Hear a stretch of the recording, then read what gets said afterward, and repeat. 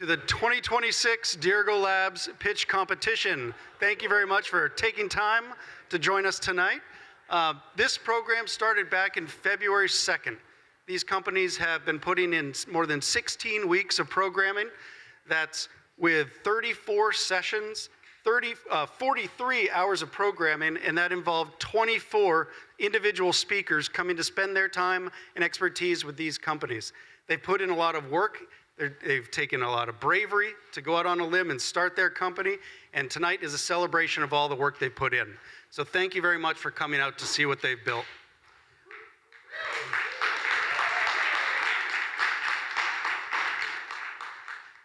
Dirigo Labs would not be taking place if it wasn't for the Central Maine Growth Council, and so I'd like to introduce the Central Maine Growth Council's President and CEO, Mr. Garvin Donegan. Garvin. Thank you so much, Jeff, and so wonderful to see so many friends here, new friends, but also friends from our origin story. What an assemblage of talent, of individuals, and people that care about entrepreneurship. I'm very fortunate that I have one of the most fun jobs of the evening, and that is I get to thank people, but I also get to reflect on the fact that there's properly no history, but biography. And our biography represents many. So welcome. Thank you for joining us tonight in the heart of downtown Waterville for Dirigo Labs' Cohort 5 pitch competition. Kind of have one ask other than please silence your cell phones tonight. But the real ask is at some point this evening, take a look around the room. You're looking at today's and the future of Maine's economy.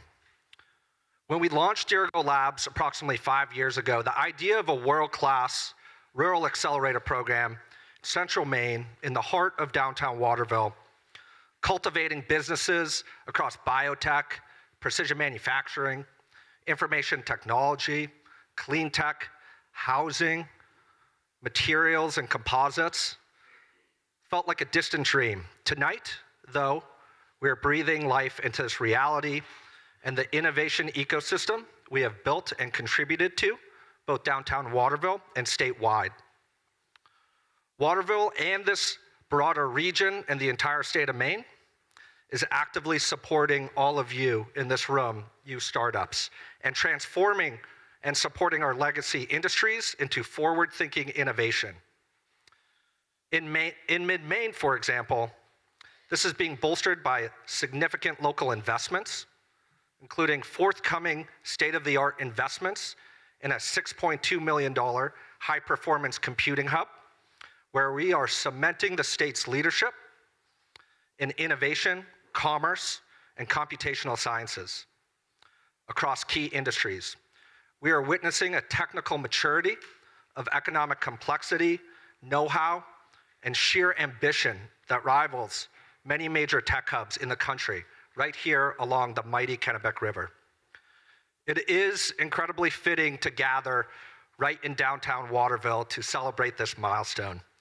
If you walk down Main Street today, you can literally see and feel the momentum, of which there's much work still to be done, and the data proves it. Our downtown core has seen 11% increase in visitorship over the last 3 years. In the last 12 months, this has translated to 3 million unique visitors coming to work, for services, and for innovation. Why does this matter? It matters because the influx demonstrates the undeniable gravitational pull of innovation in communities like ours and yours. Vibrant communities attract visionary talent. From the spontaneous collisions at Bricks Co-working and Innovation Space or in our academic settings or our art centers, these are the places where the innovation is occurring. Those pitches are happening over email. That investment is being raised, and those grant applications are being submitted.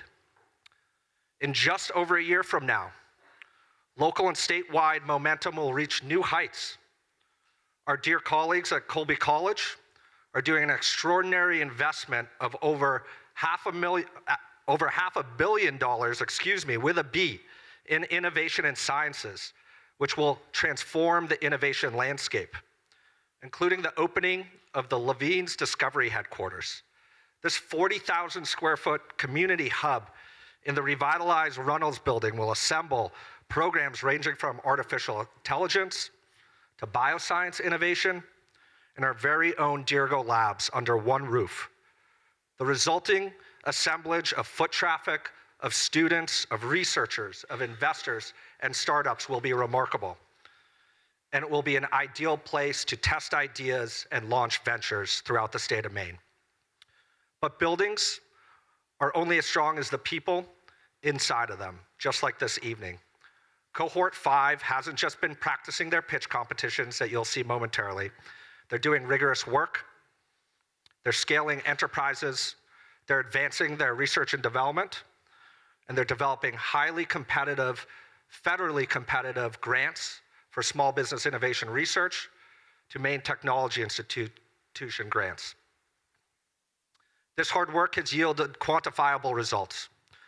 Since 2021, across a portfolio of approximately 68 companies, Dirigo Labs has supported $17.3 million in sales, 192 jobs, and $35 million in capital raise.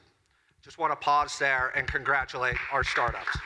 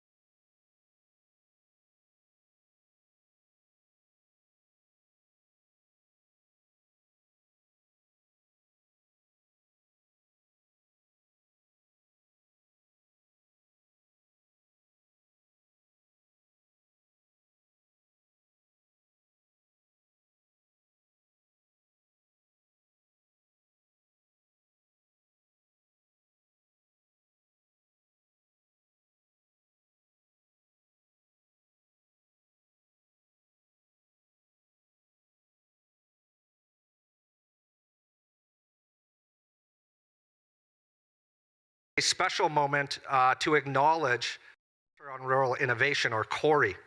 We are absolutely thrilled to have you in the room today. Your entire, or a majority of your team traveled to Waterville to come here. Your presence in this room is a powerful validation of our ecosystem, and we're deeply grateful for your national partnership and our shared origin story. So thank you.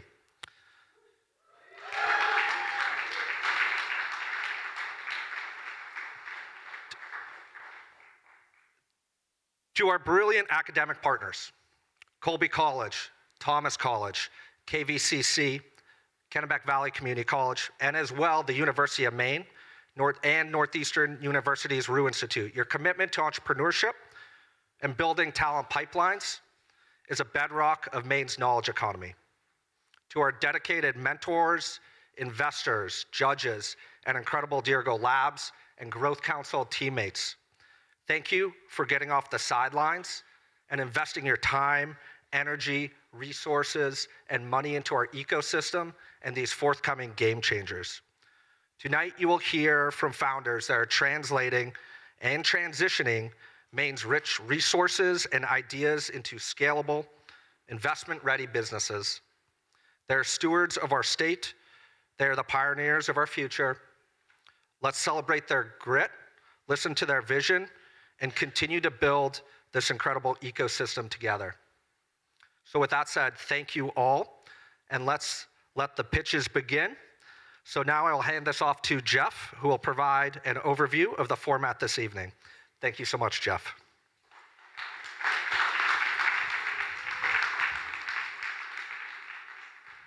Great, thank you. I'd just like to go over the format. We'll start with our first 6 companies. Each company will have 5 minutes to present their pitch, and then judges will have 2 minutes to ask questions. Our judging panel tonight consists of Molly Pyle from the Center on Rural Innovation, Anthony Durante of the University of Maine, Maggie Leone from Skowhegan Savings Bank, Amberlynn Esperanza from Maine Technology Institute, and Suhair Alaskari from Thomas College. Thank you very much, judges, for taking this time.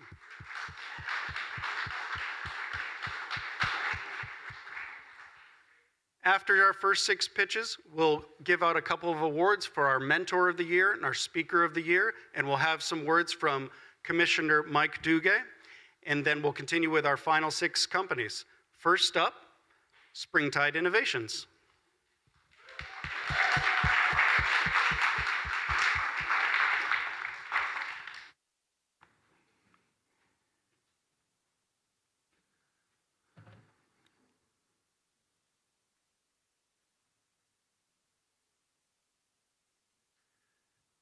Hey everybody, I'd like to introduce you to Verismar.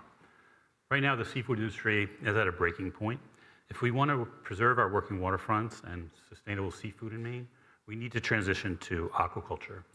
There's a couple obstacles to that. One is an experience gap, and the other is lack of markets.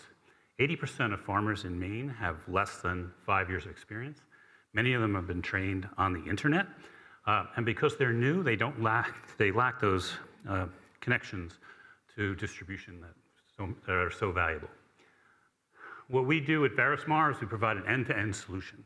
So we take a bunch of data, we apply it to an AI model, and then we provide farmers with predictive analytics, we provide them with plain language guidance, and most importantly, we provide them with KPI and metrics to make sure that they're producing a quality product that will have value in the marketplace. So what we're doing is we're really bridging. We work with buyers who define what they're looking for, when they're looking for it, what form and quality they're looking for, and we match them to farmers by helping the farmers grow what is required. We're creating real value creation on an enterprise and on a small scale. The heart of our system is our AI model. So we use a multimodal fusion, so we have these digital twins, so we basically have farms in the ether. We have a curated database, and then we use tiny LLMs to collect the data we need and in a federated network so we can preserve the proprietary data that the farmers have. Farmers can save roughly have a 30% cost reduction in production by using our platform. We also have an entry-level platform. We work with C-Scale, which is an alum of Dirigo, and the Island Institute, which is allowing up to a $5,000 grant to be applied towards the $7,700 package. What this package is for Maine-based farmers. We set up 2 LPAs for them to grow seaweed and urchins. They provide the moorings and they pay the fees to DMR and such, but we do everything else. We do their LPA application, we provide them the gear, we provide them the seed, we provide everything that they need. We provide them a year of support, we provide them market access, and we provide them educational opportunities through our 501c3 educational foundation, the Maine Seaweed Exchange. We've been doing this a long time. Sarah Rittman, who's watching on the live stream now, so I hope I'm doing a good job. She's been doing this 17 years. She is the one who really has grounded seaweed aquaculture in Maine and is a leader in green urchin aquaculture. I've been in the food industry for over 30 years, and our Eli Kurtz, who's our engineer, has worked with us for over 5 years. He started with us as an intern before he went on to get his master's. We've raised over $1 million in grants and research funding. We've trained over 300 farmers globally. We have a 10x industry yield above the industry average. We have strategic partnership with leading institutions and industry, and we have a large and growing bank of IP. We have a really large market. The serviceable part for us is $2.5 billion, and as you might say, I think that's enough for anyone. We have a diversified revenue stream, which makes it resilient. So we have SaaS subscriptions, hardware, gear, marketplace commissions, and institutional data. The thing that I'm most excited about, besides the fact that I think we can make some money and do some good, is that box on the top. By 5 years, we expect to create between 50 and 150 jobs in Maine and New England, working with 2,000 farms with a gateway value of $733 million. This means that we're not working with mega farms, we're working with smaller farms, mid-sized farms, but they can make enough money to send their kids to college and pay their workers a decent wage and provide benefits. We don't have any competition per se, but there are people who have farm management systems out there, and we really complement them well. So we're hoping that these companies will be our partners, because we help people optimize their farm production and hook them up to as a go-to-market engine. So we're looking forward to expanding our reach with these farm management software companies. Our ask is pretty simple, and you're welcome to give me the check tonight. Looking for $300,000 of pre-seed. The goal within 18 months is to go to a $2 million seed round. But really, for everyone here that can't afford the check, I understand, but if you could spread the word that we're powering the blue economy to preserve working waterfronts and secure the future of sustainable seafood, I would appreciate that because that's meaningful to me. Listen, we're a values-driven company. I think Dirigo shares those values, and I want to thank them for including me in the cohort. I'd like to thank Sharon Reeshouse, who is my Dirigo mentor and was invaluable. And I'd like to especially thank my cohort colleagues. They've inspired me, they've challenged me, they've supported me, and I like to think of them as friends. And I wish them the best of luck, although not too much.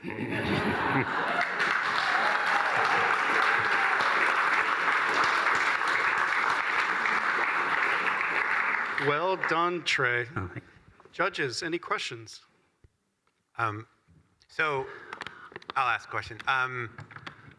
So technology-wise, what I'm a little so adding value is sort of a vague term. What does your technology do that these farmers aren't getting today? So what it is now is, so most of what's happening now is the farmers have some basic knowledge, but they don't collect data on their farm on a regular basis that helps them. For example, there were 2 major catastrophes over the past winter. In New Hampshire, there was a massive die-off of oysters, and Prince Edward Island, they lost almost 90% of their oyster stock. It's a major catastrophe. Both of those things could have been prevented by working with our platform, because we could have told the folks in PI that they overstocked, and we could have told the folks in New Hampshire that they should not have moved their oysters in the middle of the winter once they were dormant. So what happens is this RAG, so this is basically 50,000 plus resources that are specific to the species that we work with. We curate them with individuals who have experience growing them, and by using the multimodal fusion, we take data that we collect from sensors that we place on everybody's farm, and we can create basically a model of the farm. We can predict when PSP might break out. We can predict when it's the best time to harvest. We have this snap and send feature, which the farmers take a picture of something and they text us, and we can tell them almost immediately, oh, that's a bryozoan. That fouling based on the temperatures on your farm and the conditions is going to expand rapidly, and you should start harvesting sooner. So it really is, grounded feedback. And it's predictive because we can also send them warnings. We can say, look, based on all the data we're getting from other farms, you're the next farm to be closed for whatever closure the DMR decides to push.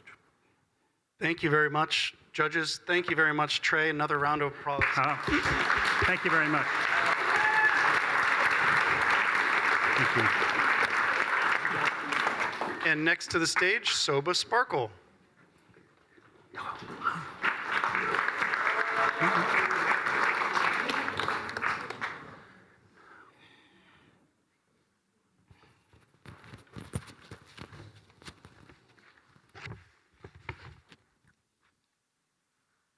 Oops, wrong way. Okay. Hi, everyone. Have you ever found yourself standing at a beverage cooler like this, looking at all those choices and none of them fit? Well, you're not alone. Millions of women are done settling for mediocre beverages. Women control 71% of food and beverage choices, and yet 50% are actively dissatisfied with those beverage options. The problem is in the products themselves. Currently, the beverage industry is failing this powerful group of consumers because they lack ingredient transparency. Those natural flavors are anything but natural. They lack differentiation, so many choices, and yet so few differences. And they lack genuine purpose. They feel like marketing gimmicks dressed up as wellness. These women want a beverage that respects their intelligence, aligns with their health goals, and actually tastes like something real. What they crave is simplicity, something different, made with purpose and real refreshment. And the industry is not listening. So we listened. We're Karen and Steve Getz, founders of Soba Sparkle, the first to market sparkling buckwheat tea. It's more than flavored sparkling water, less than sugary soda, and made with just 4 real ingredients available in 4 flavors and naturally caffeine-free. Our taste testers range from a national beer judge to a construction manager and a chef and his tasting team at Stone Barns in New York. They all found Soba Sparkle to be refreshing and satisfying. The picture on the right, it shows a cartoon on the back of a box of Maine Crisp that still makes me giggle every time I see it. So Maine Crisp started right here in our home kitchen in Waterville. And starting that company, I bucked the standard gluten-free playbook that relied on rice flours, gums, and starches, and showed that using buckwheat and whole ingredients was a better way. That innovation fueled our growth, moving us from home kitchen to Railroad Square to a 17,000 square foot facility in Winslow. Along the way, we received awards, press coverage, and very loyal customers. What's less known is that while growing Maine Crisp, I survived cancer, then we had COVID, and then we had that 100-year flood. So I left Maine Crisp in 2025, but here's where the company is at. Maine's name is on every box, sold in every state, and in all the best markets. The growth has generated over $25 million of combined investment and economic activity. And it's put Maine's reputation for quality and integrity in front of thousands of new customers nationwide. But what I'm most proud of is the impact on the Bouchard farm. It began with me buying 2 bags of buckwheat flour at our local Hannaford, which quickly turned into cases and then pallets. Now they produce 400,000 pounds annually, and their son has joined the farm full time. And we're ready to do it again, this time with Soba Sparkle, bigger, faster, and with more impact. Our go-to-market strategy is a repeat of Maine Crisp while applying all of those hard lessons learned. This year, we're going deep in New England using in-store tastings to drive adoption. In 27, we go down the coast to major markets with Rainforest, and in 28, we head west to major markets with UNFI. We have a $57 million SOM within a $1.9 billion SAM.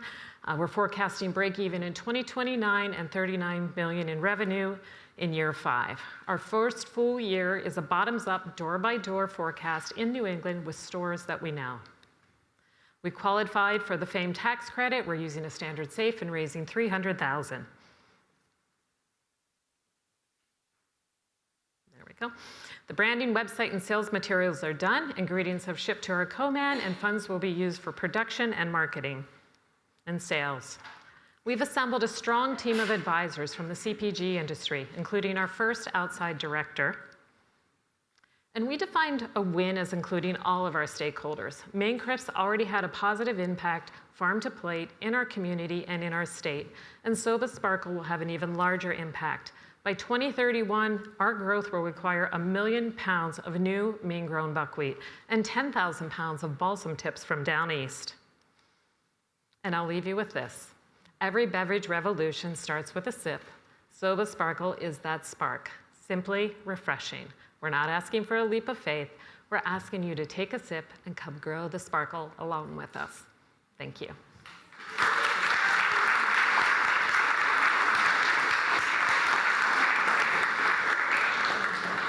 Congratulations, Karen. Very well done. Thank you.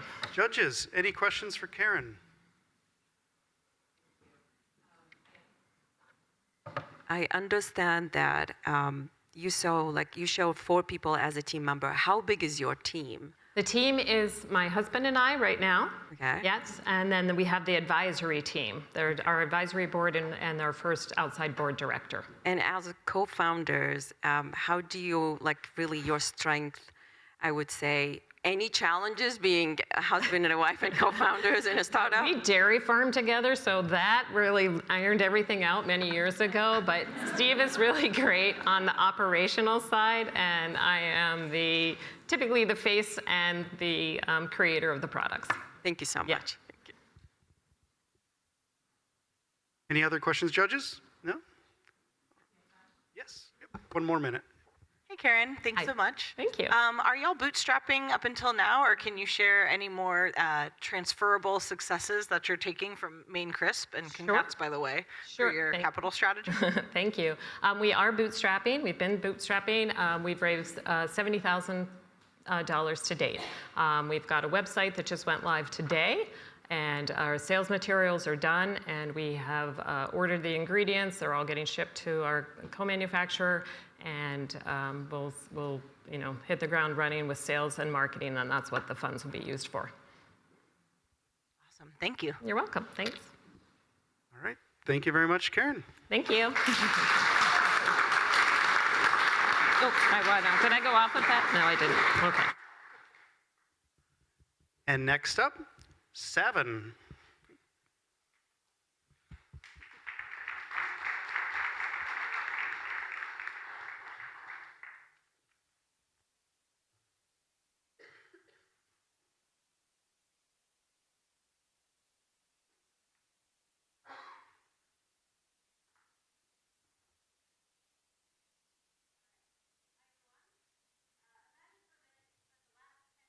Working to get your scientific breakthrough to patients, proving the science, running the trials. You have the data, now what? I call this the last mile to the patient, and that question costs life sciences companies years and millions of dollars, and it costs patients years without access. I'm Catherine Delvecchio Fitz, founder and CEO of Savin, and we're building the answer. First, let me tell you why. My why has 3 parts. Personal. 5 years ago, my mother was diagnosed with triple-negative breast cancer. The frontline therapy was the same red devil chemo it's been for decades. The science advances, the timeline doesn't. Professional, I'm a scientist by training, Stanford PhD, MIT postdoc. For years, I believed what every scientist believes, that if the science is good enough, it reaches patients. Over my career, I've learned that science is unfortunately not enough. And place, years commuting to Boston with 3 young kids was taking a toll. I decided it was time to build something here. So the problem, strong science just doesn't guarantee impact. Why? Not because the science failed, but because a life sciences company has to prove that their innovation is just not safe for patients, but is economically viable in our complex health system. Specifically, they have to translate their science into evidence that convinces an insurance payer to cover it, and wade through over 1,000 insurance payer policies in the process, an investor to fund it. Reimbursement risk is the first question every investor asks, as a 6-month delay corresponds to $5 million at stake, and a clinician to adopt it. Even when the science is proven, it's 5 to 7 years to broad patient adoption and access. At Savin, we're building the software. There we go. We're building a software that turns a company's scientific and clinical data into what's needed to obtain those 3, coverage, funding, and adoption. And it compresses those 5 to 7 years. It's an evidence intelligence engine. It takes what you have, trial reports, publications, clinical data, plus anything you're up against, payer policies, precedent, insider knowledge, structures, extracts, connects the information, and turns it into the analyses, roadmaps, and submission documents you need to be successful, all in a live, unified view. Think Bloomberg Terminal for life sciences. Our buyer is the medical affairs lead, and the ROI hits 3 ways at once. Revenue accelerated. 5 million plus rides on that coverage decision, and every month of delay is revenue not captured. Cost reduced. A single submission runs $350 to $650K and 9 person months by hand. Investor de-risked. A defensible path to revenue, which is what every investor wants. We're selling more dollars in the door faster and innovations to patients faster at the same time. We start with our wedge, about 100 US cancer diagnostics companies fighting for Medicare coverage right now, a $20 million beachhead, and the exact fight my team has won before. That sits inside the $4 billion precision medicine market and a $17 billion opportunity across life sciences. 2 years ago, this wasn't possible. 2 years from now, someone else will have built it. But the obvious question is, if this is such a good idea, why hasn't someone already built it? Frontier AI like OpenAI and Anthropic built horizontal infrastructure. Enterprise software serves the top slice. Nobody's built vertical software for the hundreds of emerging life sciences companies in between that are navigating this last mile because the expertise is rare, and we have it. I lead Savin, 15 years in precision oncology, rising to SVP at a cancer oncology diagnostics company that was just acquired for $260 million. Dr. Barry Berger, founding CMO at Exact Sciences and the architect behind the colon cancer screening test Cologuard. Priti Kumari, Enterprise AI and Data, and Lori Gay, Evidence Generation. And we've made tremendous progress in just 5 months. On the product side, we have a working prototype and 2 team members in through our MTI technical feasibility grant. On capital, we've pulled in non-dilutive grants totaling almost $50,000, and we're building an ecosystem. And discovery, I've had more than 15 conversations with our exact buyers and multiple active product demos in process. And here's where that goes. Services led now, platform led after the 2027 seed. Customers enter through a $15,000 paid pilot, then scale into subscription. The out years are arranged, but the shape is the point. This compounds. So here's the ask. We're raising a $400,000 angel round. I have customers ready for paid pilots, but we can't execute without being able to bring on an initial team.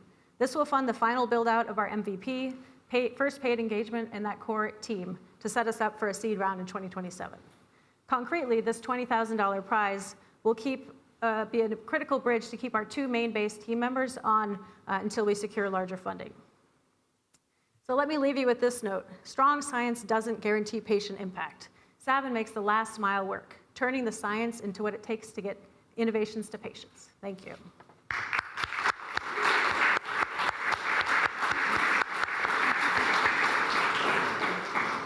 Very nice. Judges, any questions for Catherine? Thank you so much. If you have the funding tomorrow, what will be your next hire and why? So I have 2 sort of very part-time individuals. I need one person that has the deep scientific domain knowledge that can go through our system and validate the outputs. And then I need the technical developer to take our application to a point where our customers can actually get into it and access it through a pilot. Hi, Catherine. For your reach, are you focused mainly just on Maine or more national scale or the US? Definitely a national scale. Global is quite far out into the future, but nationally for now, we are talking to any of the biotech companies in Maine, but our primary sort of wedge is molecular oncology diagnostics specifically. There's quite a big group in Boston and sort of beyond in the US. Yep. Very good. Thank you. Thank you.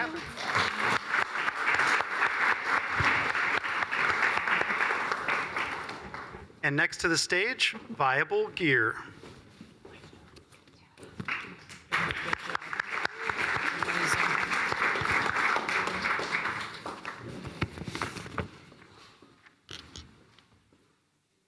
All right. Ooh. Wrong way. Plastic works. That's the problem. Plastic gear is strong, it's cheap, it's durable, and it's reliable in rough conditions. It's also really good at sticking around forever. It doesn't just go away when the job is done. It turns into micro and nanoplastics that gets into our water, our soil, our food systems. You get the point, and you've probably heard that before. But that doesn't really make it just a plastic pollution issue. It makes it a public health problem. But that's where Viable Gear comes in. We exist to tackle that problem at the source. My name is Katie Weiler. I'm the founder and CEO of Viable Gear, and we have created a patent-pending seaweed-based material technology designed to replace petroleum-based plastics. Our Better Bioplastic technology produces fibers and resins that are built for the real world, but designed to disappear at the end of use. We're using seaweed very much by design. Typical bioplastics use crops that take up land, fresh water, use fertilizer. Seaweed doesn't need any of that. It's fast growing, it's regenerative, and it provides real ecosystem benefits, like ocean health, as well as creating economic opportunities for coastal communities. We're building Viable Gear in 2 phases. First, we're building products. That will help us generate revenue, build proof that our products work, and then we scale. With our fibers and pellets, we are starting with twine, but we are more than just a twine company. That brings us to our markets. Our total addressable market is a whopping $1.3 trillion, which comes from the plastic farming, fishing, and aquaculture products, as well as plastic fiber and pellet inputs. But our wedge is really where we see our material technology having the clearest advantage. It's also reflective of where we want to be by exit. But we're starting with sea twine. So sea twine is designed to replace petroleum or plastic and natural tying and trellising twine in agriculture. It proves the market, shows performance in the real world, and it solves a problem. And growers don't just want another natural twine to have another natural twine. They want to know if it's better. And sea twine is. We are just as good as all of the other natural twines, but we are more water resistant, which means if you're already using a natural twine, you don't have to replace yours as frequently if you're using sea twine. We sit in a sweet spot in the market. So petroleum-based plastics are really cheap, but they're toxic and they last forever. Traditional bioplastics are typically use in fossil fuel inputs, unfortunately, and they also take industrial composting to break down. We are building something fundamentally different. Materials that are strong where they need to be and compatible with the environment when the job is done. And that is the future of materials in the category that we are helping build. We are a women-led, women-owned team. We have expertise across business, finance, seaweed, and material science. And we're also supported by a strong group of advisors, contractors, and partners. Since 2021, we've raised over $1.5 million. We've been a part of accelerators and incubators, and we've built a really great group of pilot partners who have helped us get our material from R&D to market. So we're looking to close $250,000 of our $1.4 million seed round. This capital is critical to get us to the next stage, which is producing pilot scale batches of sea twine, demonstrating early sales traction with our pre-sale, which is live on our website, and strengthening the commercial foundation for scale. Products are proof, and proof is how real material change happens. None of this happens alone, so thank you very much for helping us be a part of the mission to change what we can in this world.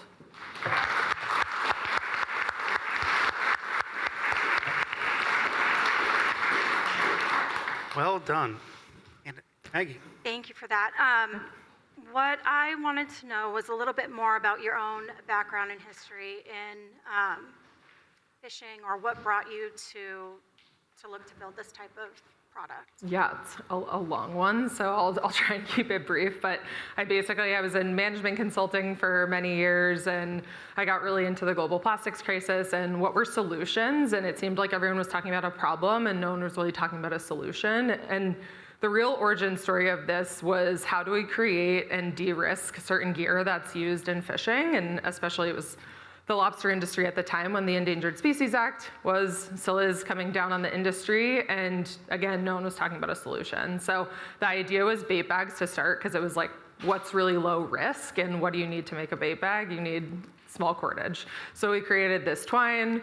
We ended up having microbe issues with marine environments, which we're actually still working on. So marine use case, here we come. But it's pretty bulletproof in fresh water. And so we were like, let's get a product to market, let's generate revenue. And someone said, have you been in a tomato greenhouse? And that is what struck our agriculture endeavors. And it's been really exciting and fun to be a part of that world. Thank you. Yeah. Happen to know a little bit about this industry. How do you get to cost parity? Because that's really what gets you to scale. Yep. And then where do you get all that's a lot of raw materials. Where do you get that from? We don't use raw materials. We use a biorefined seaweed. So we work with the first biorefinery in the US. They're called Macro Oceans. They're in California. So we keep a really open dialogue with them. Their CTO was a consultant for us, still is sometimes if we convince him. But basically how you get down to cost parity is through bringing manufacturing in-house. So we use something called wet spinning. It doesn't really exist in the US. There's about one company that uses it for textiles. We just put a bid in on their machine. So hopefully we get that, because that will bring our cost down immediately by 75% if we get that line here. So let's help bring manufacturing to Maine. And then it's really input purchases. So the larger quantities you buy, the more your cost comes down. So as soon as we really start to scale and bring manufacturing in-house, our cost just comes down as we grow. Thank you. Yeah. All right. Thanks. Excellent. And next to the stage, SBD Technologies. Half of it.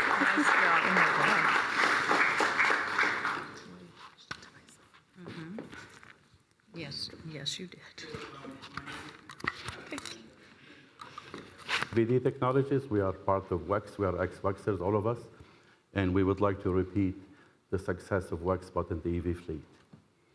So start by saying WEX and Corpay are the biggest two companies. They built their business, their multi-billion-dollar business, mastering one thing: how gasoline fleet operates. And EV broke this model. It's not working with the EV side. And just to give you an example, think about if all of a sudden all the fleet drivers in their garage, they have a gas pump. How would this work with the fleet? How would they manage it? How would they do it? This is the problem. And fleets are still electrifying as of today, but they are electrifying with the gasoline era infrastructure. So EV fleet today are charging at home, but it is out of sight of the fleet managers. And the fuel already changed, like the fuel now is changed, it changes form, it changes where it's lived, where it's produced. Fleet energy today are invisible, are distributed, and are unmanaged. And when I say by unmanaged, think about change the process of cost control measures and reimbursement made up into a manual process that is tedious. And building more depot today is not solving the solution. Actually, what it means that we are adding tens of thousands of dollars of capital investment, and it does not fix the problem entirely. It's actually missed the gap. So the future of fleet electrification is managing fleet where it happens across thousands of homes, and apply the rigor that was once used in the fleet with the fuel cards and the gas pumps need to be applied. And our solution is simplifying the transition to home charging. Our solution today is managing the entire process end to end, and it is all automated. And we are doing all of that without having to do. We are not hardware agnostic, and also we don't have to change any of the fleet drivers' behavior. And then once we have our solution in the market, our clients will see the ROI immediately. They have the ROI is in days. The payback will come in days, and it will unlock. We're unlocking the value that they already have that is already hidden under the friction that they have today. And that is what we are doing. This is how we are going to win. The companies and other companies and competitors in the market are still using the old model, and we are focusing on the gap that is created by the EV fleet. We launched our MVP in Q1 of 26, and we have a healthy pipeline right now, so we are on track.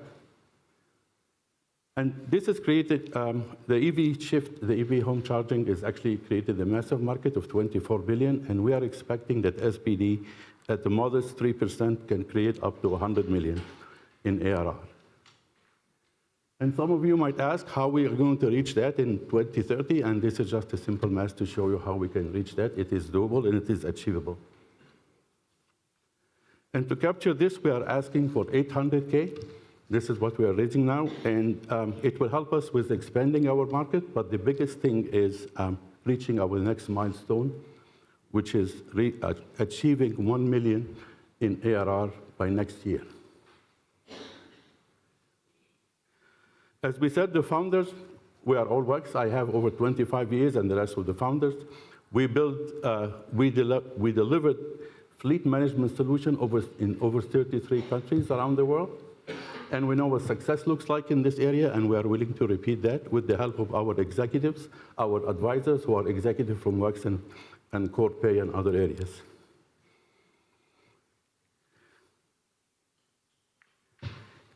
And just to let you know, I think this at the end is that this transition is not coming, it's already here.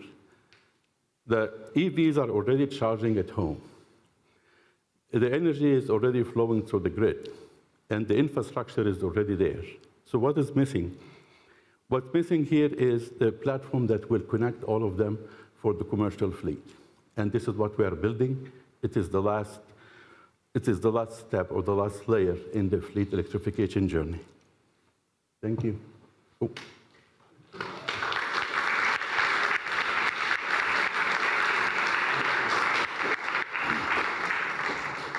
Judges. Thank you so much. I have a question actually. While you're doing your research, did you tap into the impact on the zoning regulations when it comes to really have these charges on homes, like when it comes to these towns or cities zoning regulations? We did not look at the zoning regulation because basically we are using private homes. And at the private homes, you don't need a permit, you just buy the charger and you install it. And as we said, our solution is agnostic to the hardware. So we should be able with any hardware, as long as the hardware is following the standard protocol, we are good, but there is no zoning. Zoning will happen when you have a private, the depot and all of these things. This is when you get the zoning and the weight and the money. So that's why we're trying to push that. And one of the things that's showing here is that 80% of charging is happening at home today. This is by DOE and PwC, they have these numbers. So this is where usually people go, and we're trying to push the EV fleets there. EV fleets today are a fraction of what they should be, and this is what we are thinking, that by solving this problem, we are going to unlock the potential of EV fleets in the market. And what about the electricity consumption? If every home have these chargers, did you look into the impact on maybe I understand it's a really regular charger. We're not using any or changing any infrastructures on the home, but does any impact shows on how much electricity will be consumed by town, by neighborhood maybe?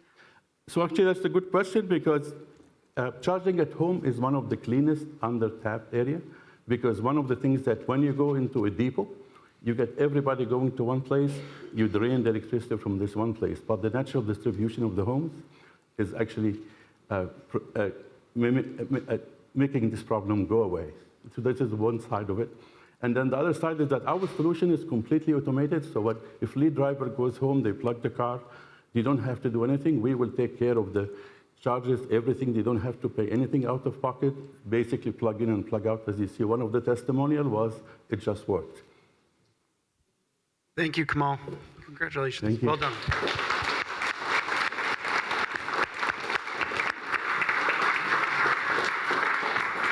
And next up and last for our first batch of companies, Dooryard. Hi, everyone. I got into housing development because someone I loved couldn't find a home that they could afford. After months of looking, we finally found something, but it was run down and not what anyone would want. I don't have the clicker. Oh. What I realized in that moment is that people who work hard and earn modest salaries deserve housing that feels good, not just housing that exists. I'm Melissa McHugh. I'm the COO of Dooryard, and we are a full-service development company that is designing, building, and managing workforce housing in rural Maine. Meet Sarah. She's 25 years old, a Bowdoin graduate. She's directing a child care center in Rangeley. She earns too much to qualify for assistance, but she also can't afford to purchase a house or rent. So she leaves. And this is happening in our rural towns where the people who live in them cannot afford to stay. Oop. I don't need to tell this room that we have an affordable housing crisis in Maine. But what it looks like on the ground is that home prices have doubled since 2015. The income to purchase a house has increased 187%, and salaries have not kept pace.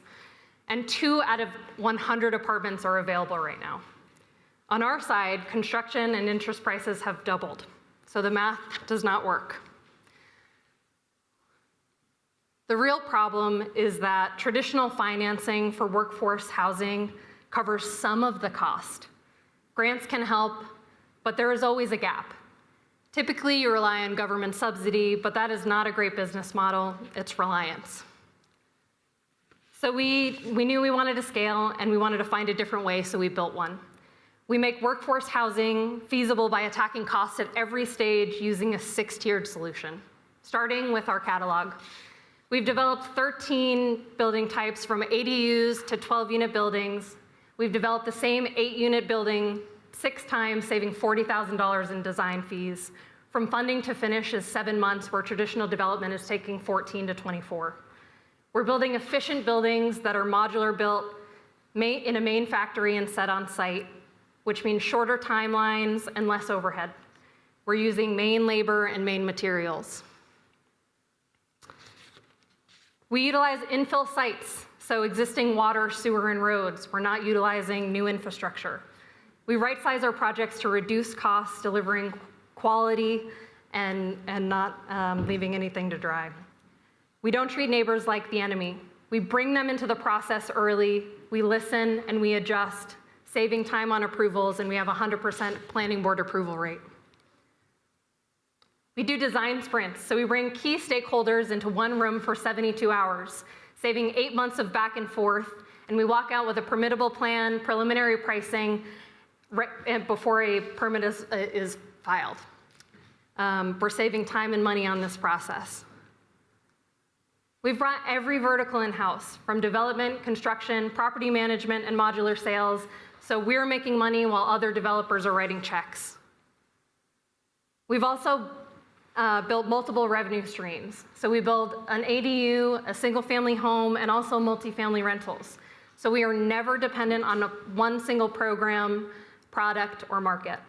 Others are building where the margins are easy, but we're controlling costs and making money where others don't, so we can deliver a product that nobody else is delivering.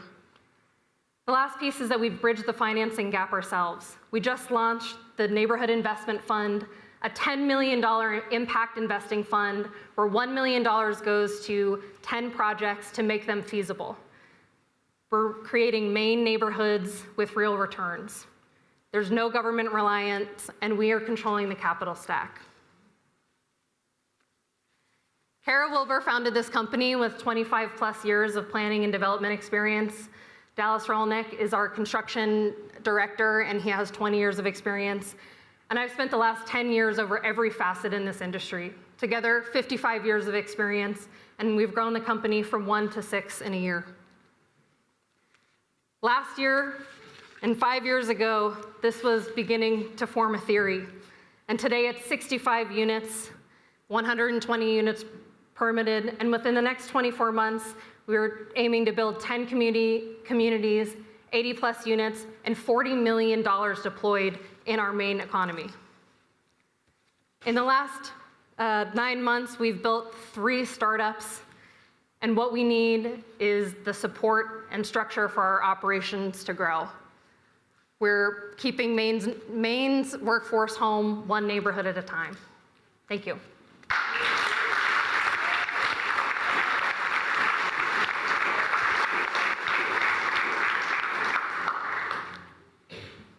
Judges. Thank you for that. What kind of projects have you already had underway, and what are some of the other communities that you guys are looking to help out and get into? So we're all across rural Maine right now. We have developments in Madison, Newcastle, Yarmouth, To-Be Brunswick. I feel like I'm forgetting one. Rumford, multiple in Rumford. We have multiple planned, and so many municipalities have reached out to us, and we're partnering not only with municipalities, but independent landowners, and we have projects planned. We've had discussions with the Island Institute, so some of the islands of Maine, MDI, Gorham, all over the place. So we're really looking to spread our wings. Thank you. Hey, Melissa. Hi. Thanks for working on such an important problem. Thank you. Can you share a little more about the vision for the $10 million impact fund? How have you de-risked it, and how would you make those kinds of deployment decisions? Sure.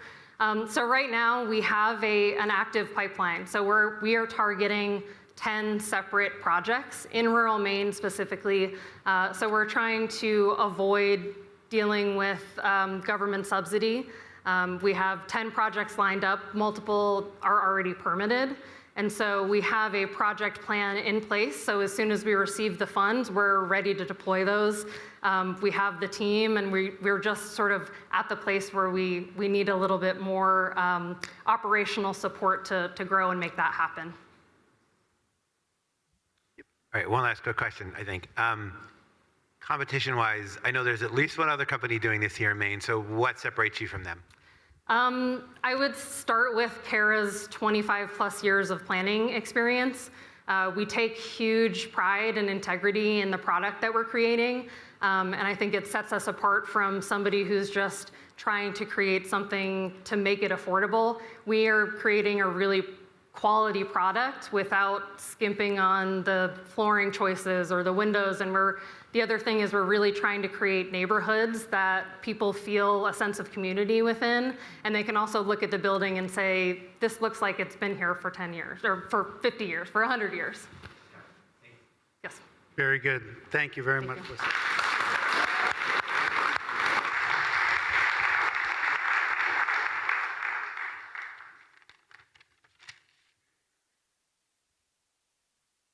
Thank you to those 6 companies and their incredible pitches. It's a testament to the work that they have done, and the work will continue. At this time, each company, we're going to do some awards. The companies vote on some awards based on their experience and the impact that they've got from the accelerator program. So each company is paired with a series of mentors that help accelerate the coursework, and they learn from subject matter experts. We have over 130 mentors. And we would like to recognize them, a few of those today. So our mentor of the year is Ralph Nodine, Chair Emeritus of Maine Angels.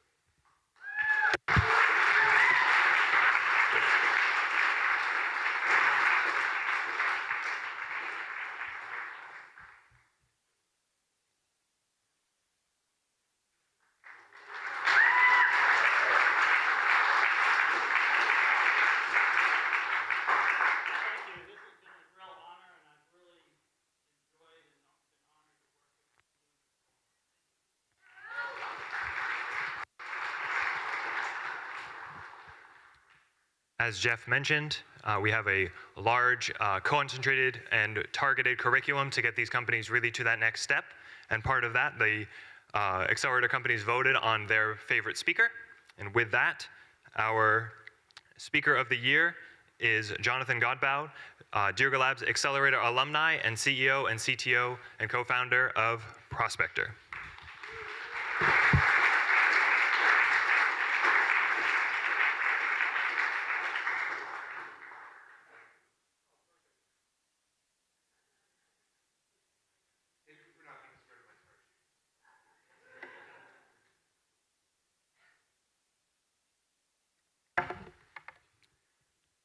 And now it is my pleasure to introduce Mike Duguay, Commissioner of the Maine Department of Economic and Community Development. Mike has been a driving force in Maine's economy since 1990. His resume includes Economic Development Director for the City of Augusta for over 13 years and adding $200 million of value to Augusta's tax rolls. He was also the Director of Business Development for Summit Natural Gas and managed a capital deployment over $200 million in Maine. In his most recent position prior to joining MEDCD, I had the pleasure of working with Mike as his second in command of the Harold Alfond Institute for Business Innovation at Thomas College.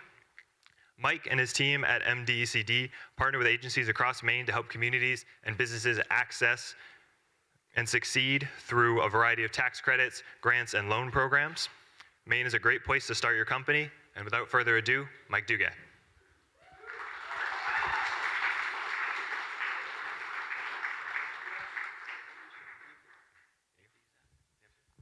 Thank you, everybody. I want to thank, first and foremost, people that are in the room that came as supporters. What I've realized about entrepreneurship over the years of really helping entrepreneurs is that that support system is exceedingly important, because I'm going to talk a little bit about entrepreneurs in a second, the things that I had learned. A couple lives ago, I actually had a chance to be basically employee number one of a pretty large startup.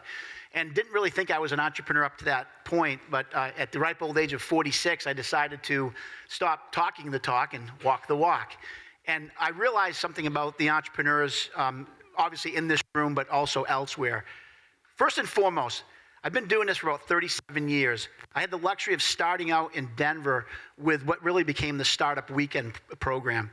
If they saw how many people that Waterville, Maine can put in a room, they would be embarrassed.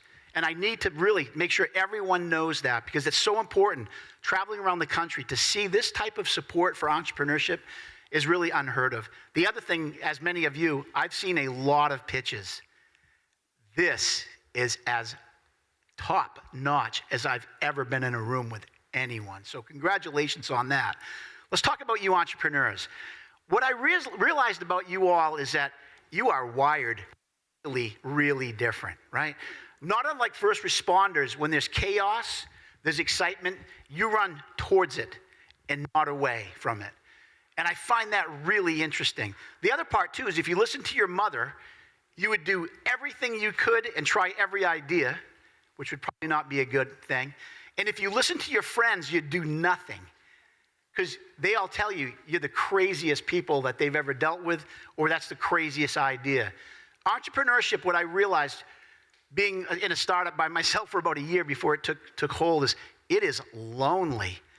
I used to wake up every morning and just put a tie on to convince myself I had a real job, right? And I had to convince my mother that I really actually was doing something. So I realized it's lonely.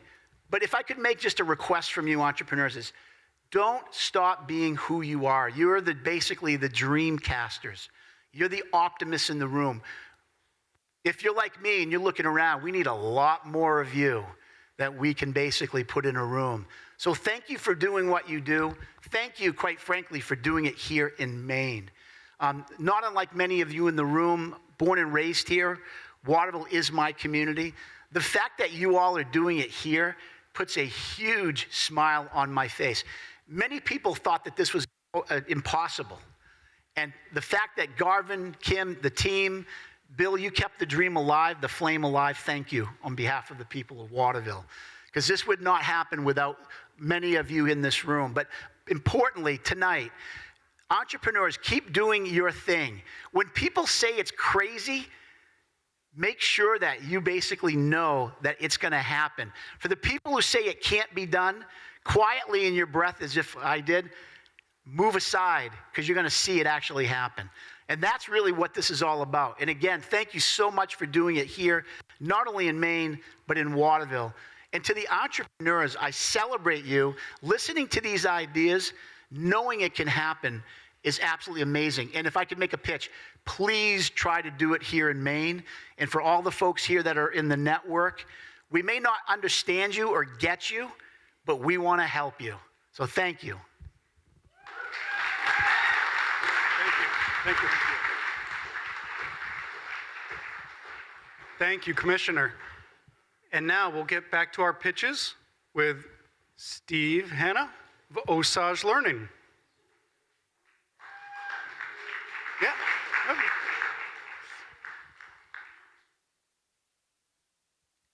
Oh. Our tech team, we're very excited about the Commissioner's speech, so we're just getting Steve mic'd up.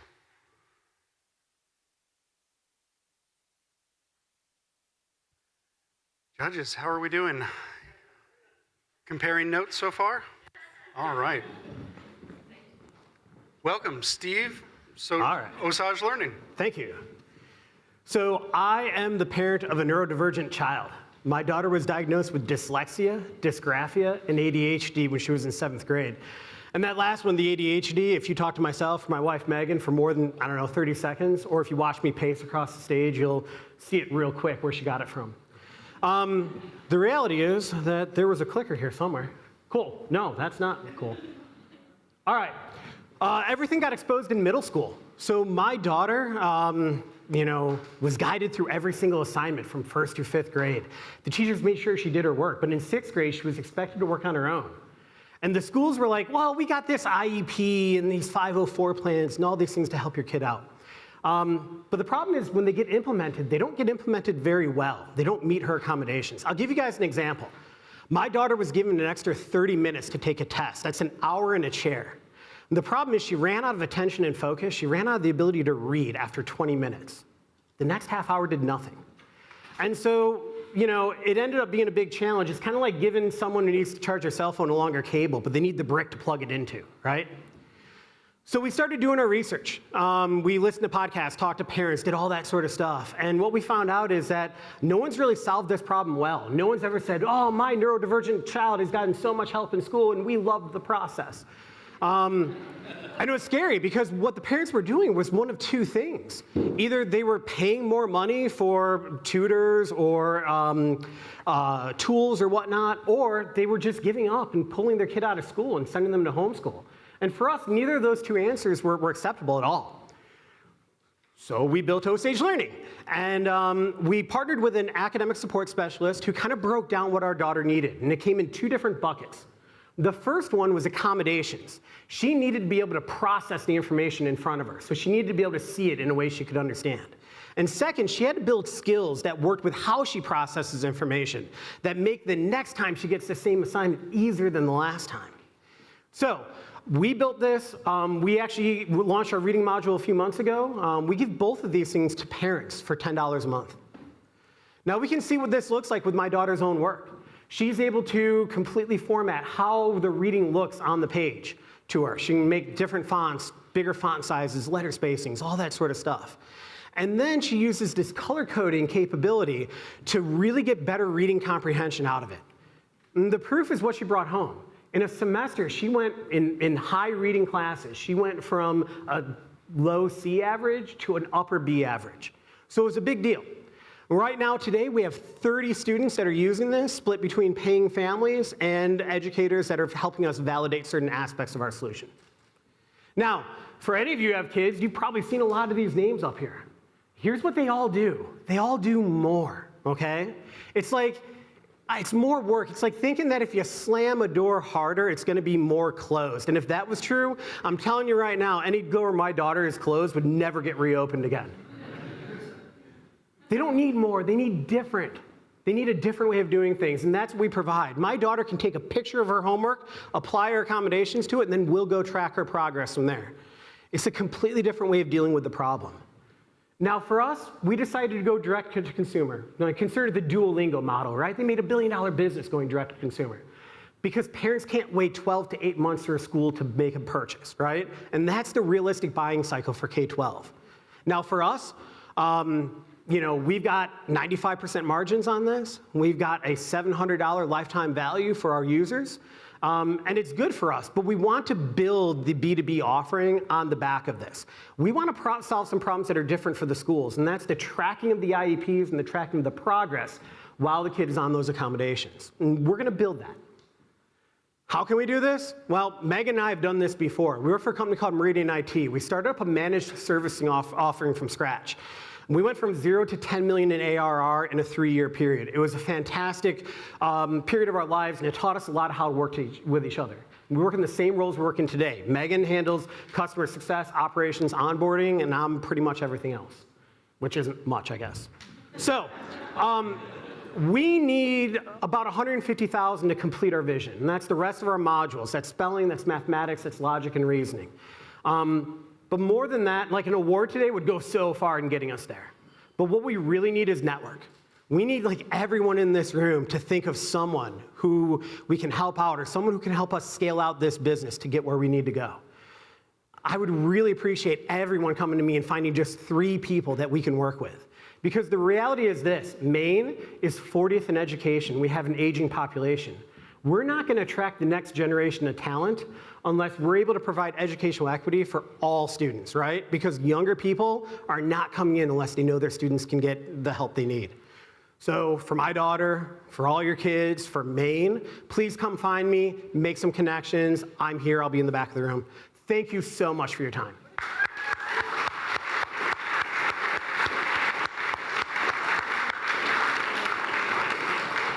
Thank you so much. And I know you are really passionate about it because you have a self-experience about it. Have you taken consideration the gap now your daughters see between this methodology in, for example, dealing with homework and the schooling system that not really picking up on such availability for the system? Yeah, I mean, I think here's the thing, right? When we look at what happens with students, the teacher's been in charge of providing these accommodations in the classroom. What we're doing is we're getting diagnosis out of the equation, we're getting the teacher's consent out of the equation, right?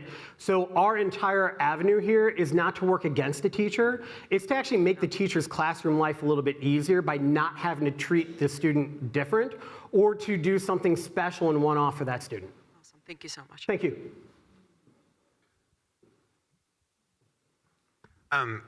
Little bit, so can you help me tie the technology that you built to sort of the proven learning, the changes that you're helping the student learn differently, so that I can sort of understand the tie? I'm not sure I followed that. So you built the tech. Yeah. How does the tech tie into like proven learning strategies for these group of students? Yeah, absolutely. So, and it's a very nuanced question to answer, but from the advice that we got from both my daughter's neurologist and our academic sports specialist, there are certain things that students with different neurodivergences can do to learn to process information faster. We took those things and added them in. Now, when we look at, let's say for dyslexia, and I know I'm short on time here, I'll try to keep it really brief. When we look at dyslexia, like Orton Gillingham is a primary instruction methodology to help dyslexic readers decode information faster. We're not working against that, we're complementing it, right? We're making sure that the data is accessible and that fluency that they get from Orton Gillingham still holds, right? We're taking a look at the comprehension after the fact and the visual presentation for those visual processing deficit disorders and that sort of stuff, as well as the comprehension strategies. So again, complementary, we work with, not against. Thank you. Thank you. Oh, I've got to return my... And next to the stage, Noah Workman of Sequenced.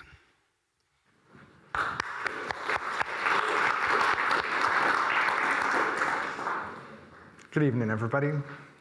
Lies fly, and the truth limps behind them. Today, everyone can take out their phone, make a quick video, post it anywhere on social media where they can say absolutely anything. Meanwhile, the companies required to tell the truth, governed by regulations like FDA and FINRA, go through a multi-quarter process and spend 4, 5, or 6 figures just to make a single video. Sequenced makes compliant content abundant for regulated video companies. I'm gonna go grab this thing so I can change the channel for you all. It's okay. Cool. So everybody here, and also doctors, and also patients, all want to watch short videos that start with a piece of critical information. Today, there's 2 ways that regulated businesses make it. They make net new content, or they take existing content and try to get it through a regulatory process, but chopped up in a little piece. The problem is both are really expensive and unbelievably time-consuming. We have another way. I should know, I've been dealing with it for a little bit. I'm Noah Workman. I'm the founder of Sequenced. I build products to help content scale. At Democracy AI, I built video content tools that automatically generated content for the 2020 presidential campaigns. As part of Remesh AI, a General Catalyst-backed startup that raised $35 million. As an associate managing director at Havas, I built modular content systems for Novartis and built a content system that has the most internal views for any Pfizer video content available.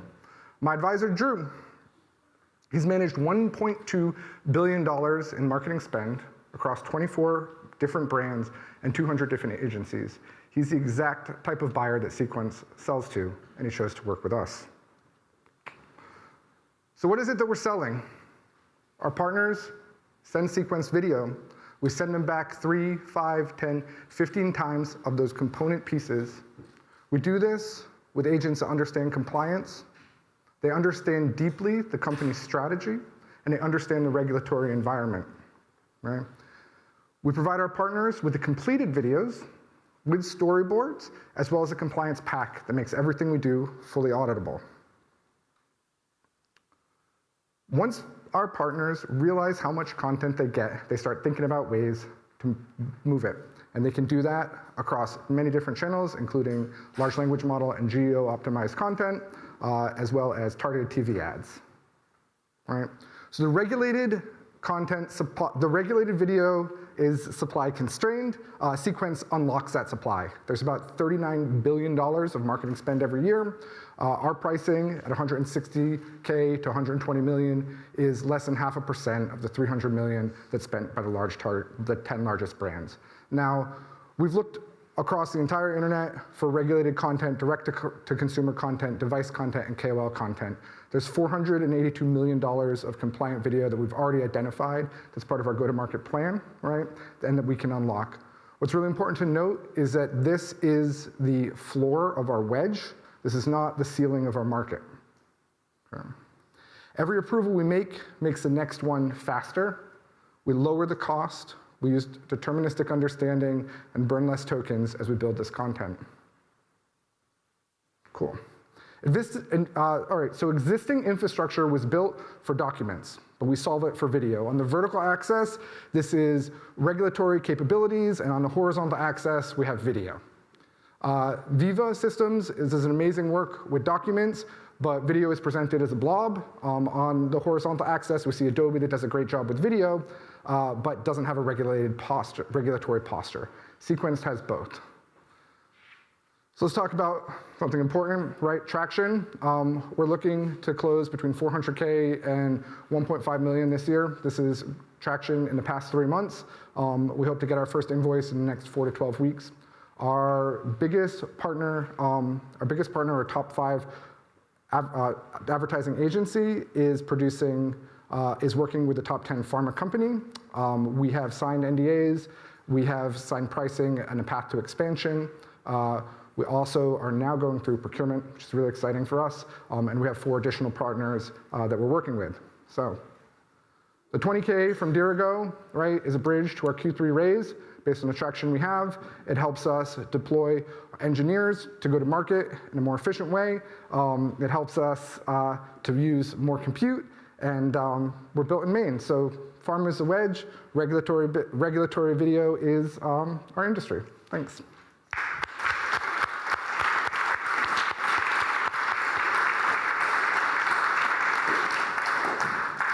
Judges, any questions for Noah? Oh, thank you so much. All of us know that AI is really rapidly changing. How do you think your teams keep up with the changeable domain, but also being differentiated and competitive in the market? Awesome. That's a great question, and a question we spent a lot of time thinking about so we could build a sustainable business. So key to this is the data exhaust that we capture through interactions. What's happening on our side is a lot of these regulatory conversations are right now had in a very messy way. They're had via voice, via emails, via, oh, can we change this? And then what's approved on the regulatory side also changes. There's a huge amount of human factors. AI is great at understanding these factors and making rule sets, but that rule set understanding can be expensive. That's why we lock it in, and start making the rules so that we can deliver deterministically. Our real feeling is in the last 6 months, AI has unlocked the actual capability to do this with video. I'm thinking about the videographers out there and the editors. You're not taking jobs away. Essentially, there's going to be a need for more videos. Is that what you're thinking? Is actually exactly what I'm thinking. So right now, the piece of content that a doctor might need to make a key decision and help treat a patient, you could find it just a few clicks onto a website and 18 minutes into a powerful video. When we take that moment and surface it up front in a scrollable format on a website or a targeted ad, what happens? The agencies are like, wow, this video was amazing. We need more content. Who did they go to for content? Professionals. So we actually feel like we're inverting that process, and we're working with some agencies that make incredible video content. We hope we can make it so that the value is seen and they can build a lot more of it. Hey Noah, just a quick question. What does your Q3 raise look like? What is it going to unlock for you? Cool, a great question. First of all, in terms of what it looks like, we know when it comes to raising, it's gonna look a lot like how much of what I just said we have queued up lands, and that will dictate exactly whether we're raising in the pre-seed, angel, or seed round. We're gonna unlock some really talented engineering, and that lives both on the product side, but also, as I kind of highlighted, our go-to-market strategy means that we can take the videos that are already out there and share with different folks at scale, right, what it looks like, those first 3 or 4 videos, and just unlock and hand it to them. That also requires compute and token use, so we'll unlock that as well. Thank you. Thank you. Very good. Thank you, Noel.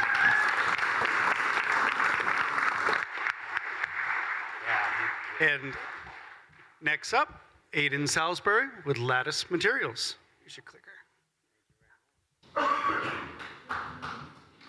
Awesome.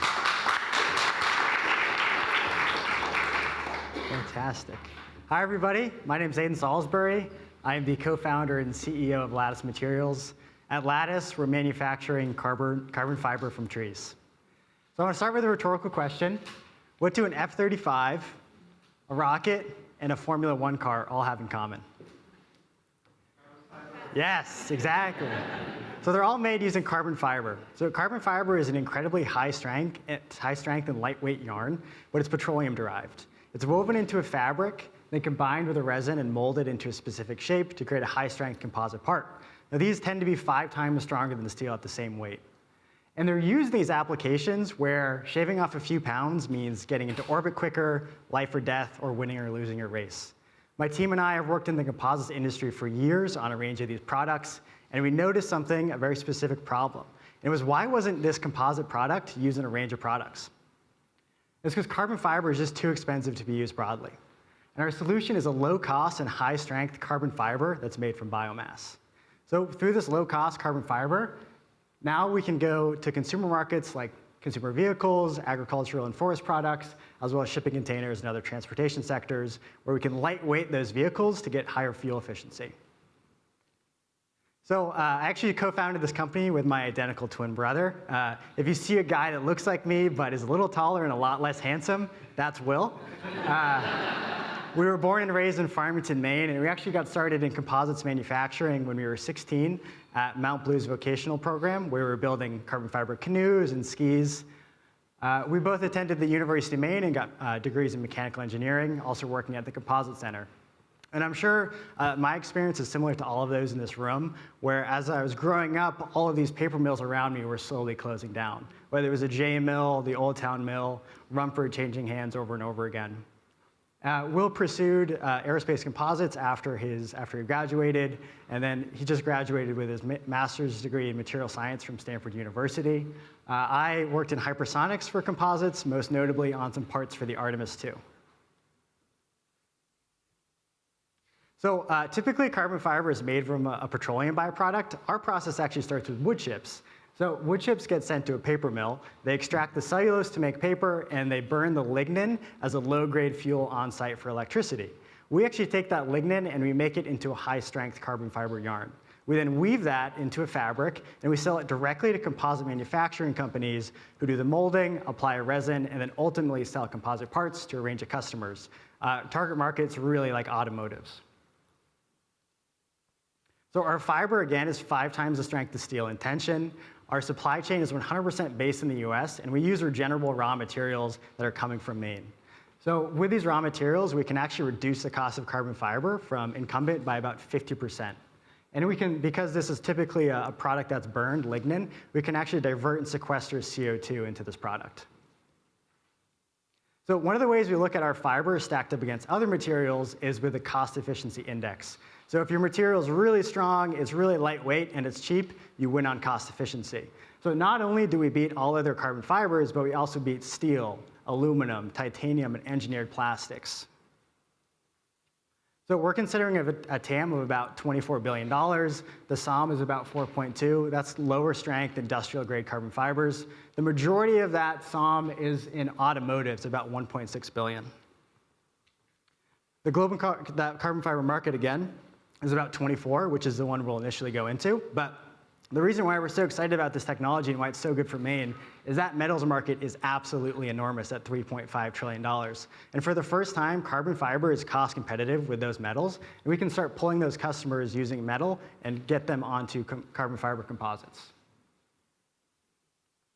So our beachhead product is a carbon fiber tow or yarn. We sell that to companies who do filament winding and then make pressure vessels like a scuba tank or something you would use to store gas in. So for this, once we enter into the market, our projected unit economics, from one customer, we can make about $1.5 million in revenue if they're producing about 12,000 of these vessels yearly. So the good question, why Maine, is a great question, and it's because we have a lot of friggin' trees. We are actually the most heavily forested state in the US, and that actually goes more than just the forest too. We have an existing infrastructure here built around the forest products. And this has been declining for a long time. Our goal is to bring some revenue and jobs back to rural communities that once focused on forest products. So we have kind of an aggressive technical roadmap ahead of us. The technology was originally invented at Iowa State University back in 2024. We're getting a license to use their patent. Throughout the years, we'll slowly increase our production quantity with a long-term vision and goal of opening a previously shut down paper mill and converting it into a carbon fiber facility that produces at a global scale. Our traction to date, we've raised about $150,000 in non-dilutive funding, some of that coming from Stanford University and some of that coming from another pitch competition. We have done a lot of customer interviews, mostly through the NSF I-Corps program. We just signed our exclusive option agreement with Iowa State University to license their patented carbon fiber technology. And right now we're setting up a research scale manufacturing line at our space in Brunswick. This is our team. Again, that's me. I'm the CEO and co-founder. You can see my identical brother, less handsome. You can see Max. Max is running our business development side. He's been running aquaculture farms in Maine since he was 18. Joe is an awesome guy on computers, so he's doing a lot of AI workflow automation for us in manufacturing engineering. Again, we are Lattice Materials. Our goal is really simple. We want to turn trees into carbon fiber while making our state the cornerstone of an industry of tomorrow. Thank you.